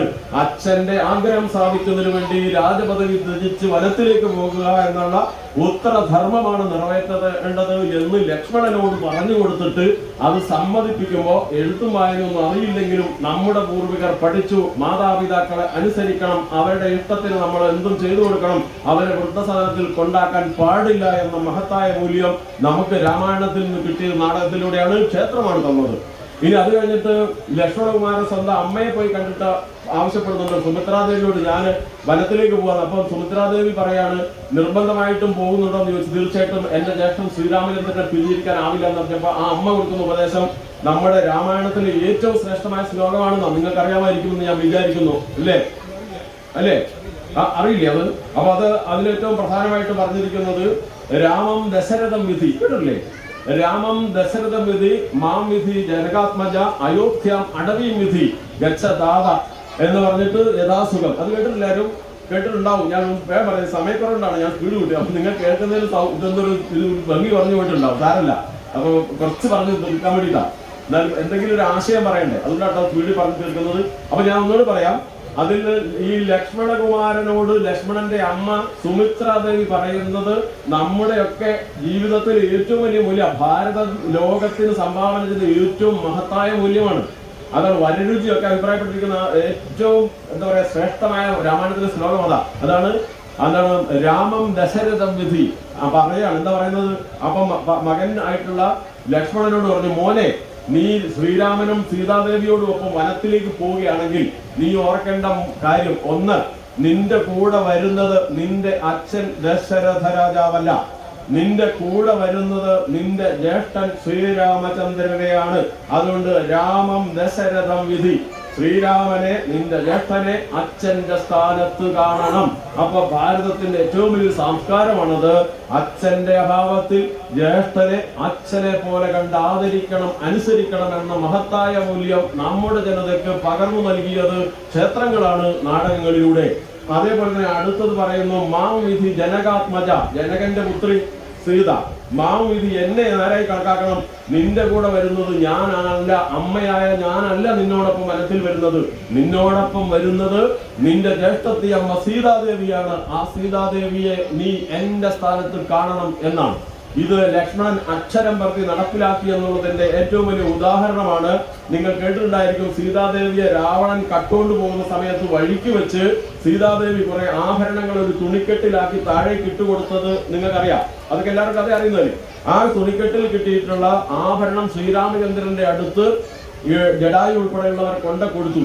അത് കിട്ടിക്കഴിഞ്ഞപ്പോ ശ്രീരാമചന്ദ്രന് സങ്കടം കൊണ്ട് കണ്ണ് കാണാൻ പറ്റുന്നില്ല, കണ്ണ് നിറഞ്ഞ് ഒഴുകാണ്, സ്വന്തം ഭാര്യ നഷ്ടപ്പെടുന്നത്. അപ്പൊ അദ്ദേഹം ആഭരണങ്ങൾ എടുത്തു വെച്ചിട്ട് നോക്കിയിട്ട് മനസ്സിലാക്കാനൊന്നും പറ്റുന്നില്ല, അത്രയ്ക്ക് സങ്കടത്തിലാണ്. അതുകൊണ്ട് പറഞ്ഞു, അനുജനെ വിളിച്ചിട്ട് പറഞ്ഞു, ലക്ഷ്മണകുമാര, നീ വന്നിട്ട് ഇത് നിന്റെ ജ്യേഷ്ഠത്തി അമ്മയുടെ ആഭരണങ്ങളാണോ എന്ന് പരിശോധിക്കാൻ പറഞ്ഞു. അപ്പൊ ഓരോരോ ആഭരണങ്ങൾ എടുത്തു കൊടുത്തു. കാതിലെ ആഭരണമുണ്ട്, കഴുത്തിലോ തോൾവളയുണ്ട്, ഒക്കെ എടുത്തു വെച്ച് കഴിഞ്ഞപ്പോ ആ ലക്ഷ്മണകുമാരൻ പറയാണ്, ജ്യേഷ്ഠ, ഇത് ജ്യേഷ്ഠത്തി അമ്മയുടേതാണോ എന്ന് എനിക്കറിയില്ല, കാരണം ഞാനിത് കണ്ടിട്ടില്ല. ജ്യേഷ്ഠത്തി അമ്മയുടെ കഴുത്തിലണിഞ്ഞത്, കാതിലണിഞ്ഞത്, കയ്യിലണിഞ്ഞത് ഇതൊന്നും ഞാൻ കണ്ടിട്ടില്ല, എനിക്കറിയില്ല എന്ന് പറഞ്ഞു. ഒടുവിൽ എടുത്തു വെച്ചു പാദസരം, കാലിൽ അണിയിക്കുന്ന പാദസരം എന്ന് പറയുന്ന കാൽവളയുണ്ടല്ലോ, ആ പാദസരം എടുത്ത് കാണിച്ചപ്പോ ലക്ഷ്മണൻ പറയാണ്, ഇതെന്റെ ജ്യേഷ്ഠത്തി അമ്മയുടേതാണ്. എല്ലാ ദിവസവും പാദ നമസ്കാരം ചെയ്യുമ്പോ എന്റെ ജ്യേഷ്ഠത്തി അമ്മയുടെ കാൽപാദങ്ങളിൽ ഞാനിത് കണ്ടിട്ടുണ്ട് എന്ന്. അപ്പൊ ആ ലക്ഷ്മണകുമാരൻ സൂക്ഷിച്ചു വെച്ച ഒരു ജ്യേഷ്ഠത്തി അമ്മയെ എങ്ങനെയാണ് കാണേണ്ടതെന്ന മഹത്തായ മൂല്യത്തിന് തുല്യമായി ലോകത്തിൽ ഏതെങ്കിലും മൂല്യമുണ്ടോ? അപ്പൊ ഈ വലിയ ശ്രേഷ്ഠമായ മൂല്യമല്ലേ നമ്മുടെയൊക്കെ കുടുംബങ്ങളിൽ വാഴുന്നത്? നിങ്ങൾ ആലോചിക്കേ. അപ്പൊ നമ്മുടെ കുടുംബ ജീവിതത്തിലെ എല്ലാ സംസ്കാരത്തിന്റെയും ഊടും പാവും നെയ്തു തന്നത് രാമായണത്തിന് വലിയ പങ്കുണ്ട്. ആ രാമായണം ഞാൻ പറഞ്ഞത് നമ്മൾ വായിച്ചു പഠിച്ചിട്ടല്ല എന്നാണ് എന്റെ വിശ്വാസം. ശരിയല്ലേ? അന്ന് വായിച്ചറിയാൻ എഴുത്തച്ഛൻ അത് മലയാളത്തിൽ എഴുത്തന്നിട്ടുണ്ടെങ്കിലും നമുക്കത് വായിച്ച് മനസ്സിലാക്കാൻ ഇപ്പോഴും നമ്മൾ വായിച്ചാൽ പൂർണ്ണമായിട്ട് അർത്ഥം മനസ്സിലാവും. നമ്മളിത്ര വിദ്യാഭ്യാസം ഉണ്ടായിട്ട്. അപ്പം ഈ വിദ്യാഭ്യാസം ഉണ്ടായാൽ തന്നെ, ഞാൻ കഴിഞ്ഞ ദിവസം ഒരു പരിപാടിക്ക് ഇതേപോലെ ഒരു കുട്ടീനോട് ചോദിച്ചു വന്നപ്പോൾ വീട്ടിൽ രാമായണം ഉണ്ടോന്ന് ചോദിച്ചു. ഉണ്ടെന്ന് പറഞ്ഞു. അപ്പൊ ഞാൻ അവരോട് ചോദിച്ചു, മോനെ രാമായണത്തിൽ എന്താ ഉള്ളതെന്ന്. അപ്പൊ പറഞ്ഞു, അച്ഛന്റെ ID കാർഡും പാൻ കാർഡും റേഷൻ കാർഡും ഉണ്ട്. ഏതില്? രാമായണത്തിൽ. ഇത് ഏതാണ്ട് ശരിയല്ലേ? വീട്ടിൽ ഇരിപ്പുണ്ടെങ്കിൽ നമ്മൾ വായിക്കാറുണ്ടോ? അപ്പൊ ഞാനത് കുറ്റം പറഞ്ഞല്ലോ കേട്ടോ. നമ്മുടെ ജീവിതത്തിൽ പല തിരക്കുകളുള്ളതിൽ ഇതൊക്കെ വായിച്ച് തന്നെയല്ല ഗഹനമായ, അത് തനി മലയാളം അല്ല കേട്ടോ. രാമായണം, അധ്യാത്മരാമായണം, മണിപ്രവാളം, സംസ്കൃതമൊക്കെ ഉണ്ട്. എനിക്ക് പോലും വായിച്ചാൽ കൃത്യമായിട്ട് പല ഭാഗത്ത് അർത്ഥം അറിയാത്തില്ല, അതിന് അർത്ഥം വേറെ നമ്മൾ നോക്കി പഠിക്കണം. അപ്പൊ നമ്മൾ അങ്ങനെ സമയമില്ലാത്തവരെ പറ്റില്ല, അതൊരു കുറ്റമായിട്ട് പറഞ്ഞല്ല. അപ്പൊ ഇങ്ങനെ ഒരു അവസ്ഥ ഇപ്പോഴുള്ളപ്പോ അന്നത്തെ ആളുകൾ ഇത് പഠിച്ചത് എങ്ങനെയാണ്? അപ്പൊ നമ്മൾ പറഞ്ഞു വരുന്ന ക്ഷേത്രത്തിന് പ്രാധാന്യമാണ്. ഈ വലിയ ലോകത്തിന് മാതൃകയായ ഉത്കൃഷ്ട മൂല്യങ്ങൾ, ഭാരതത്തിന്റെ സനാതന ധർമ്മം എന്ന് വിളിക്കുന്ന ഉന്നത മൂല്യങ്ങൾ നാട്ടുകാർക്ക് മുഴുവൻ വിളമ്പി കൊടുത്തത് ക്ഷേത്രമാണെന്നേ. അപ്പൊ നമ്മളെ ക്ഷേത്രത്തെ പരിപാലിക്കണ്ടേ, സംരക്ഷിക്കണ്ടേ? വലിയ പങ്കാണ്. ഇനി ഇതേപോലെ അത് പറഞ്ഞാൽ അതിന്റെ ഉദാഹരണങ്ങളും അതിന് ആ മൂല്യങ്ങൾ ഒത്തിരി ഞാൻ പോകുന്നില്ല. ഒരൊറ്റ കഥ കൂടി, ഒരു സംഭവം കൂടി പറഞ്ഞാൽ ഏതാണ്ട് വേഗം നിർത്തേണ്ടി വരും തോന്നുന്നു. ശരിയല്ലേ? ഒരു 10 മിനിറ്റ് കിട്ടുമോ? വേഗം നിർത്തേക്കാം. ഇതിൽ എന്റെ ഹൃദയസ്പർശിയായി എനിക്ക് തോന്നിയിട്ടുള്ള, ക്ഷേത്രങ്ങളിൽ നിന്നുണ്ടാകാൻ സാധ്യതയുള്ള ഇതുപോലുള്ള പകർന്നു നൽകുമ്പോൾ മനുഷ്യനുണ്ടാകാൻ വലിയ മാറ്റം എത്രയുണ്ടെന്ന് കാണിക്കുന്ന ഒരു കഥ കൂടി ഞാൻ പറയുന്നുള്ളൂ. അത് ഇവിടെ നേരത്തെ പറഞ്ഞിട്ടോ എന്ന് എനിക്കറിയില്ല. ഞാൻ ക്ഷേത്രത്തിൽ എവിടെ പോയാലും ഒരു പ്രാവശ്യം പറയാനുള്ള ഒരു കാര്യമാണ്. അതെന്ന് വെച്ച് കഴിഞ്ഞാല് ഹരിചന്ദ്രന്റെ കഥയാണ്. നേരത്തെ പറഞ്ഞോന്ന് എനിക്ക് ഓർമ്മയില്ല. ആണെങ്കിലും ഒരു പ്രാവശ്യം കൂടി കേൾക്കുന്നത് തെറ്റൊന്നുമില്ല. ഉണ്ടോ? ഒരു തെറ്റില്ല.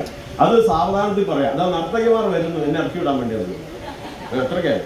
ഏയ് ആരോട്ടെ ഇപ്പൊ നിർത്താട്ടോ, മക്കൾ വന്നു കഴിഞ്ഞു. അപ്പൊ ചുരുക്കി ഇത് കഥ പറയാൻ 10 മിനിറ്റ് വേണ്ടി വരുന്നതാണ്. സാരല്ലേ? ഓക്കെ, വേഗം പറയാം. അപ്പൊ ഗുജറാത്തിൽ പോയിട്ടുണ്ടോ നിങ്ങൾ? ഗുജറാത്തിൽ പോയിട്ടുണ്ടോ? ഇല്ല, ഞാനും പോയിട്ടില്ല.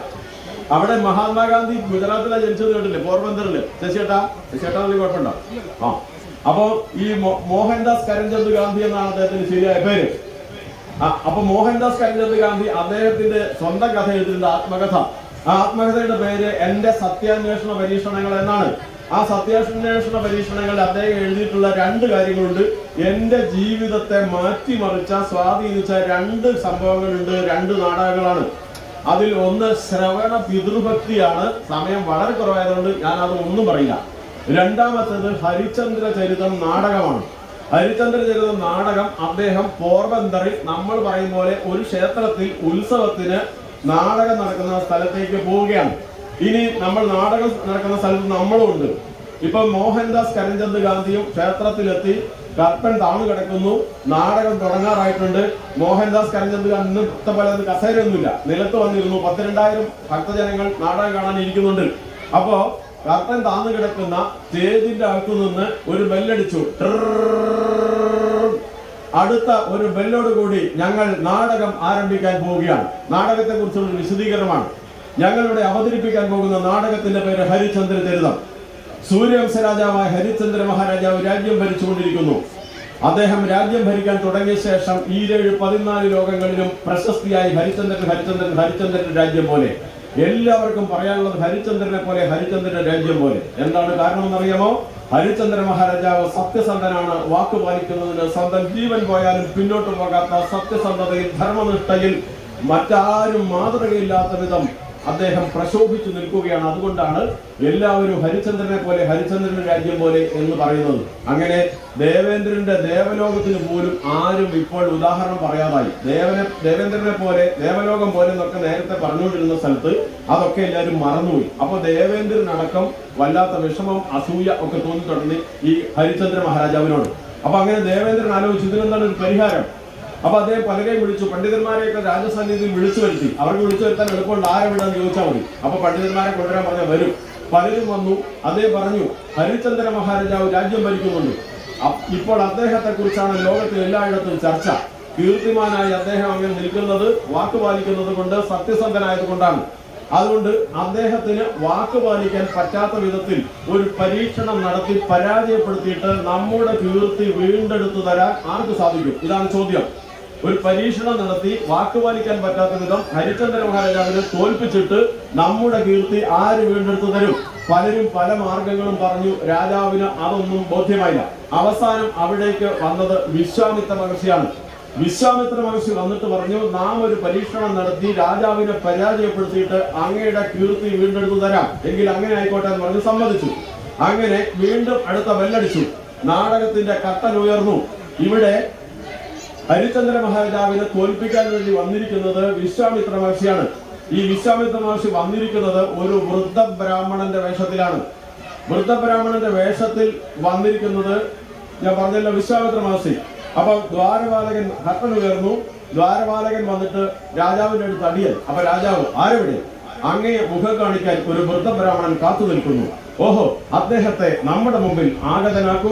രാജാവിന്റെ സന്നിധിയിലെ ഭാഷയൊക്കെ അങ്ങനെയാണ്. നമ്മുടെ മുമ്പിൽ ആഗതനാക്കൂ എന്ന് പറഞ്ഞാൽ ഇങ്ങോട്ട് കൂട്ടിക്കൊണ്ട് വരാനാണ്.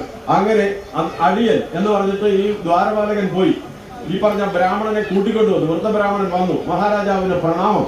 അങ്ങ് ഉപവിഷ്ടനായാലും പറഞ്ഞ് ഇരിക്കാനാണ് പറഞ്ഞത്. കുട്ടികളുള്ളതുകൊണ്ടാണ് അങ്ങനെ പറയുന്നത്.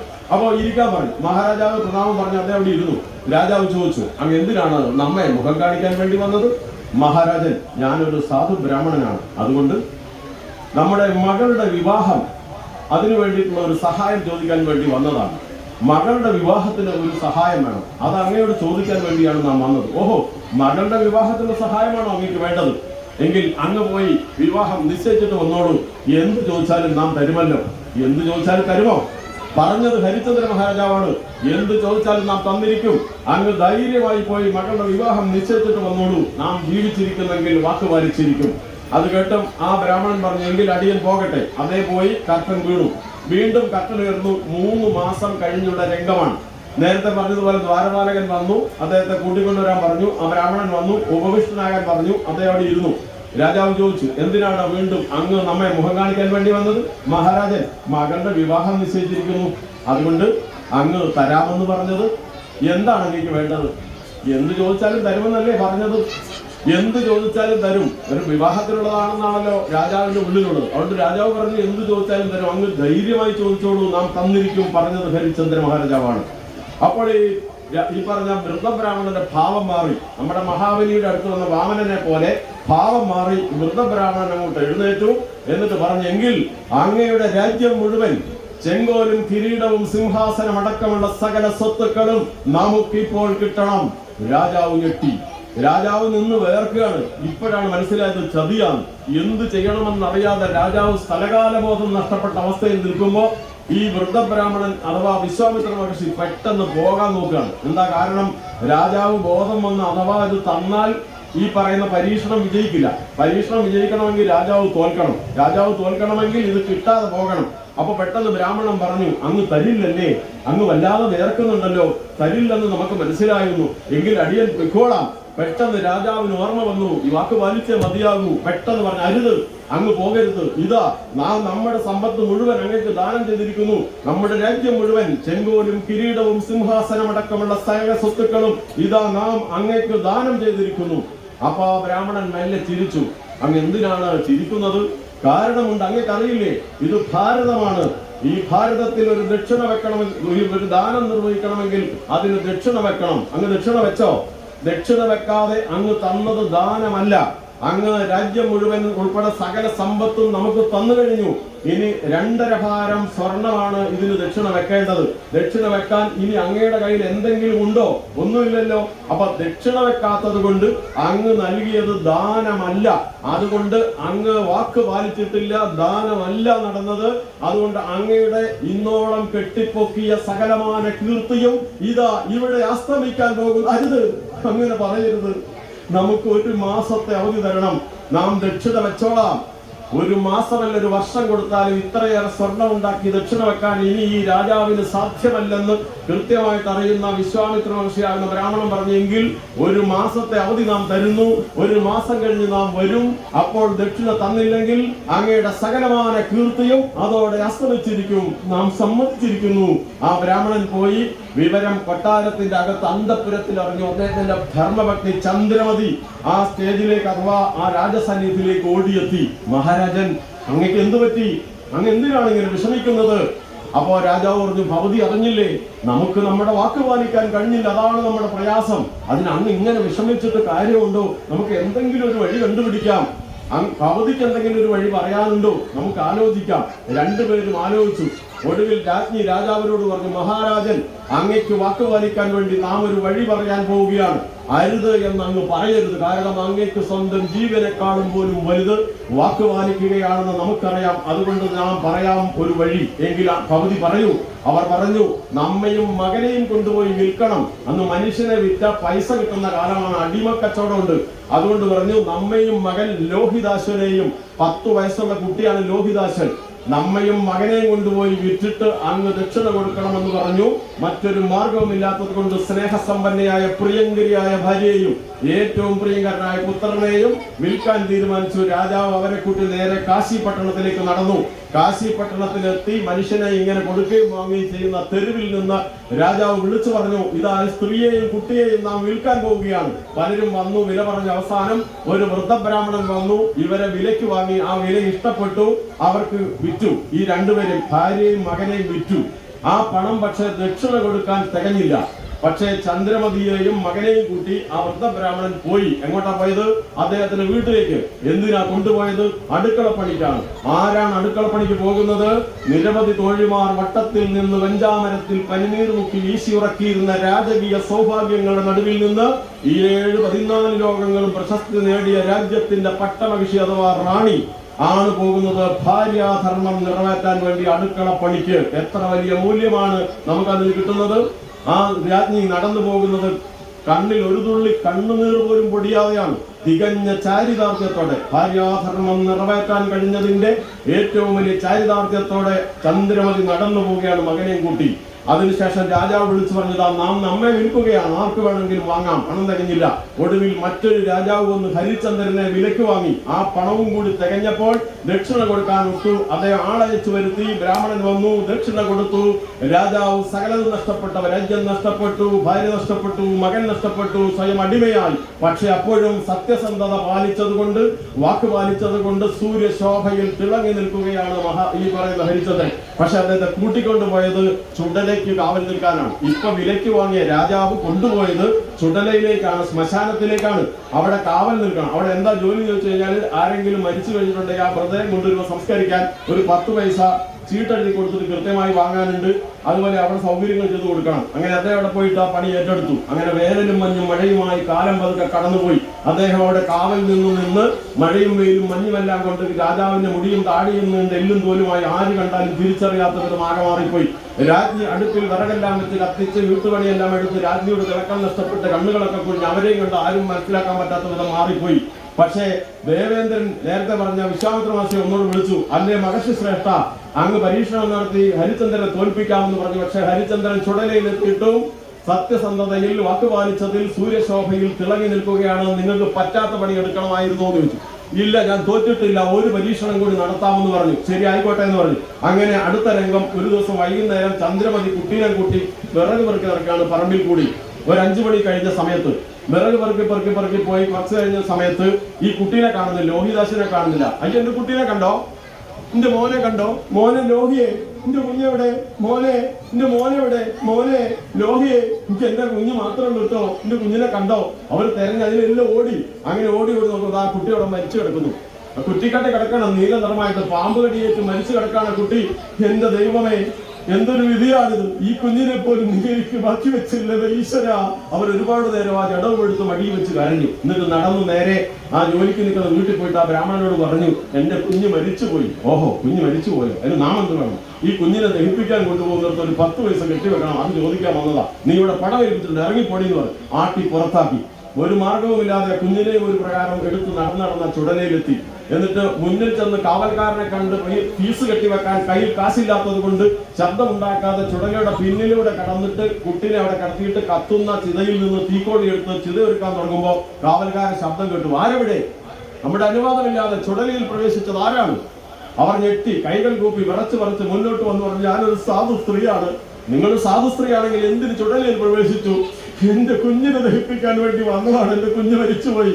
നിങ്ങളുടെ കുഞ്ഞിനെ ദഹിപ്പിക്കണമെങ്കിൽ നമ്മുടെ അനുവാദം വാങ്ങണ്ടേ? ഇവിടെ ഫീസ് കെട്ടി വെക്കണ്ടേ? എന്റെ കയ്യിൽ പണമില്ലാത്തത് കൊണ്ടാണ് ഞാൻ അങ്ങയോട് അനുവാദം ചോദിക്കാത്തത്. സാധ്യമല്ല. നിങ്ങൾ ഇവിടെ ഫീസ് കെട്ടിവെക്കാതെ 10 പൈസ കെട്ടിവെക്കാതെ നിങ്ങളുടെ കുഞ്ഞിനെ ദഹിപ്പിക്കാൻ ഞാൻ അനുവദിക്കില്ല. അങ്ങനെ പറയരുത്.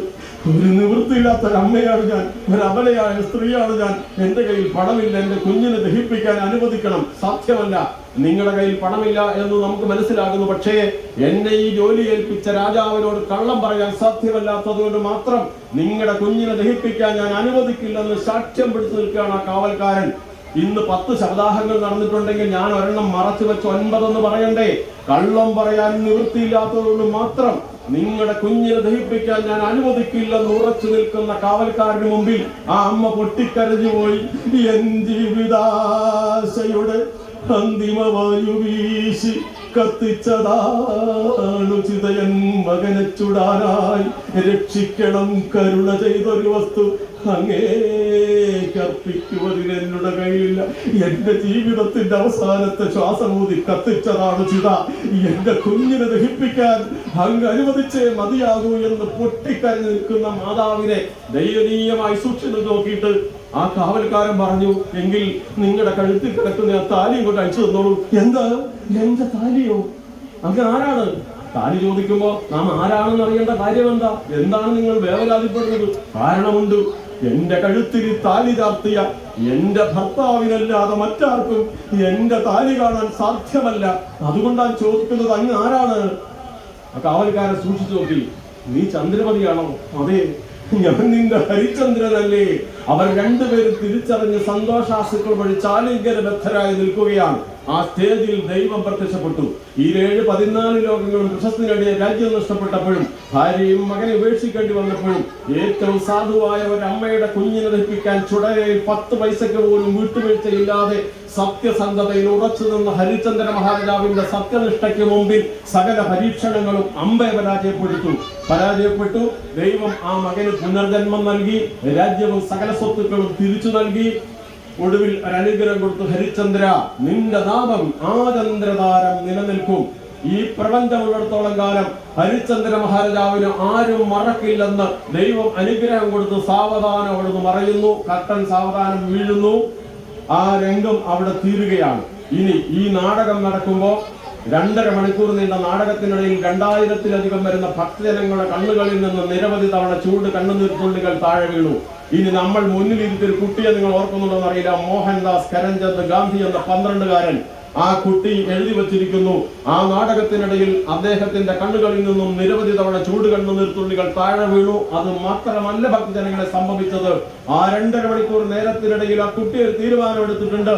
ഇനി എന്റെ ജീവിതത്തിൽ എത്ര കാലം ബാക്കിയുണ്ടോ ആ ജീവിതത്തിൽ ഒരിക്കൽ പോലും ഞാൻ കള്ളം പറയില്ല, സത്യവും ധർമ്മവും വിട്ട് ഇനി എനിക്കൊരു ജീവിതമില്ലെന്ന് ആ ക്ഷേത്രമുറ്റത്ത് 2.5 മണിക്കൂർ നീണ്ട ഇടയിലെടുത്ത തീരുമാനം 948 ജനുവരി 30 അദ്ദേഹത്തെ സ്വർഗത്തിലേക്ക് അയക്കുന്നത് വരെ സ്വന്തം കൈപ്പിടിയിൽ നിന്ന് ചോർന്നു പോകാതെ സൂക്ഷിച്ചത് കൊണ്ട് നമ്മുടെയൊക്കെ ഇവിടെ ഇരിക്കുന്ന 12കാരനെ പോലുള്ള സാധാരണ കുട്ടിയായി ജീവിച്ച ആ കുട്ടി ഇന്ത്യയുടെ മാത്രമല്ല ലോകത്തിന്റെ മഹാത്മാവായി മാറി. എവിടുന്നാ മാറിയത്? ക്ഷേത്രമുറ്റത്ത് നടന്ന 2.5 മണിക്കൂർ നീണ്ട നാടകം. ആ നാടകം എവിടുന്നാണ്? മഹാസാഗരം പോലെ മനുഷ്യനെ ഇങ്ങനെ നന്മയിൽ നിന്ന് നന്മയിലേക്ക്, ശ്രേഷ്ഠതയിലേക്ക്, ലോകത്തിൽ ദൈവത്തോളം വരെ കൈപിടിച്ചുയർത്താൻ കഴിയുന്ന മഹത്തായ മൂല്യങ്ങൾ, അതാണ് സനാതന ധർമ്മ മൂല്യങ്ങൾ. ആ മൂല്യങ്ങൾ സംഭാവന ചെയ്യുന്ന നമ്മുടെ നിരവധിയായ പുരാണങ്ങളിൽ, 18 പുരാണങ്ങളിൽ മിക്ക പുരാണങ്ങളിൽ ഈ ഹരിചന്ദ്ര ചരിത്രമുണ്ട്. അത്രയ്ക്ക് ശ്രേഷ്ഠമായതുകൊണ്ടാണ്. അങ്ങനെയുള്ള നിരവധിയായ കഥകളിൽ ഒന്ന് 2.5 മണിക്കൂർ ഒരു ക്ഷേത്രമുറ്റത്ത് ആടിയപ്പോൾ ഒരു മനുഷ്യന് അല്ലെങ്കിൽ അനേകർക്ക് സംഭവിച്ച വലിയ പരിവർത്തനമാണ്. ഇത്തരത്തിലുള്ള മനുഷ്യനെ സൃഷ്ടിക്കുന്ന, നന്മ നിറഞ്ഞ മനുഷ്യനെ സൃഷ്ടിക്കുന്ന, സമൂഹത്തെ സൃഷ്ടിക്കുന്നതിൽ ഏറ്റവും വലിയ പങ്ക് ഇന്ത്യയിൽ വഹിച്ച സ്ഥാപനത്തിന്റെ പേരാണ് ക്ഷേത്രങ്ങൾ. അതാണ് ക്ഷേത്രങ്ങളുടെ പുണ്യഭൂമിയായ ഭാരതം. അതിലൊരു മഹാക്ഷേത്രമാണ് മഹാശിവന്റെ അനുഗ്രഹത്താൽ. മഹാശിവനെ കുറിച്ചൊക്കെ പറയണമെന്നായ സമയം പോയി. പ്രിയപ്പെട്ടവരെ, നമ്മുടെ രാജ്യത്തിന്റെ അടിസ്ഥാന പ്രമാണം എന്താണെന്നറിയോ? വാസുദൈവ കുടുംബകം, അതുപോലെ തന്നെ യൂണിറ്റി ഇൻ ഡൈവേഴ്സിറ്റി എന്ന് പറഞ്ഞാൽ എന്താണ്? നാനാത്വത്തിൽ ഏകത്വം. ആ നാനാത്വത്തിൽ ഏകത്വം നിങ്ങൾക്ക് കാണണമെങ്കിൽ ഞാൻ നിർത്തി ശിവഭഗവാന്റെ കുടുംബത്തിലേക്ക് നോക്കിയാൽ മതി. ഭഗവാന്റെ കുടുംബത്തിലേക്ക് സൂക്ഷിച്ചു നോക്കിക്കോ. ഭാരതത്തിന്റെ അടിസ്ഥാന തത്വം ജീവിതത്തിൽ നേരത്തെ കൃഷ്ണ ഭഗവാൻ നടപ്പിലാക്കി കാണിച്ചതുപോലെ ഭഗവാൻ നടപ്പിലാക്കി കാണിച്ചതാണ് ശിവകുടുംബം. ഉദാഹരണം, ഭഗവാന്റെ എന്താണ് വാഹനം? കാളയാണ്. ഭഗവതിയുടെ വാഹനം സിംഹമാണ്. അതേപോലെ തന്നെ ഗണപതിയുടെ വാഹനം എലിയാണ്. അതുപോലെ പുത്രൻ നമ്മുടെ മുരുകന്റെ വാഹനം മയിലാണ്. ശരിയല്ലേ? ഈ പറഞ്ഞ മയിലും എലിയും അതുപോലെ പാമ്പും അതുപോലെ കാളയും എല്ലാം ഒരുമിച്ച് ഒരു വീട്ടിൽ അല്ലെങ്കിൽ ഒരു സ്ഥലത്ത് നിൽക്കുവോ?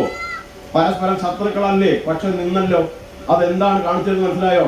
വ്യത്യസ്ത അഭിപ്രായങ്ങൾ, വ്യത്യസ്ത താല്പര്യങ്ങൾ, വ്യത്യസ്തമായതൊക്കെ ഉണ്ടാവും. അവരെല്ലാം അംഗീകരിക്കുകയും വിട്ടുവീഴ്ചയോടെ ക്ഷമയോടെ സ്വീകരിക്കുകയും എല്ലാവരും സ്നേഹം കൊണ്ടും കരുണ കൊണ്ടും കൂടെ നിർത്തി പക്ഷിമൃഗാദികൾ ഉൾപ്പെടെ മനുഷ്യരടക്കം ഒരുമിച്ച് ജീവിക്കുന്ന വസുദൈവ കുടുംബകം. ലോകത്തിൽ ഈശ്വരൻ സൃഷ്ടിച്ചതാണ് സകലതും. സകലത്തിലും ഒരേ ഈശ്വര ചൈതന്യമാണ്.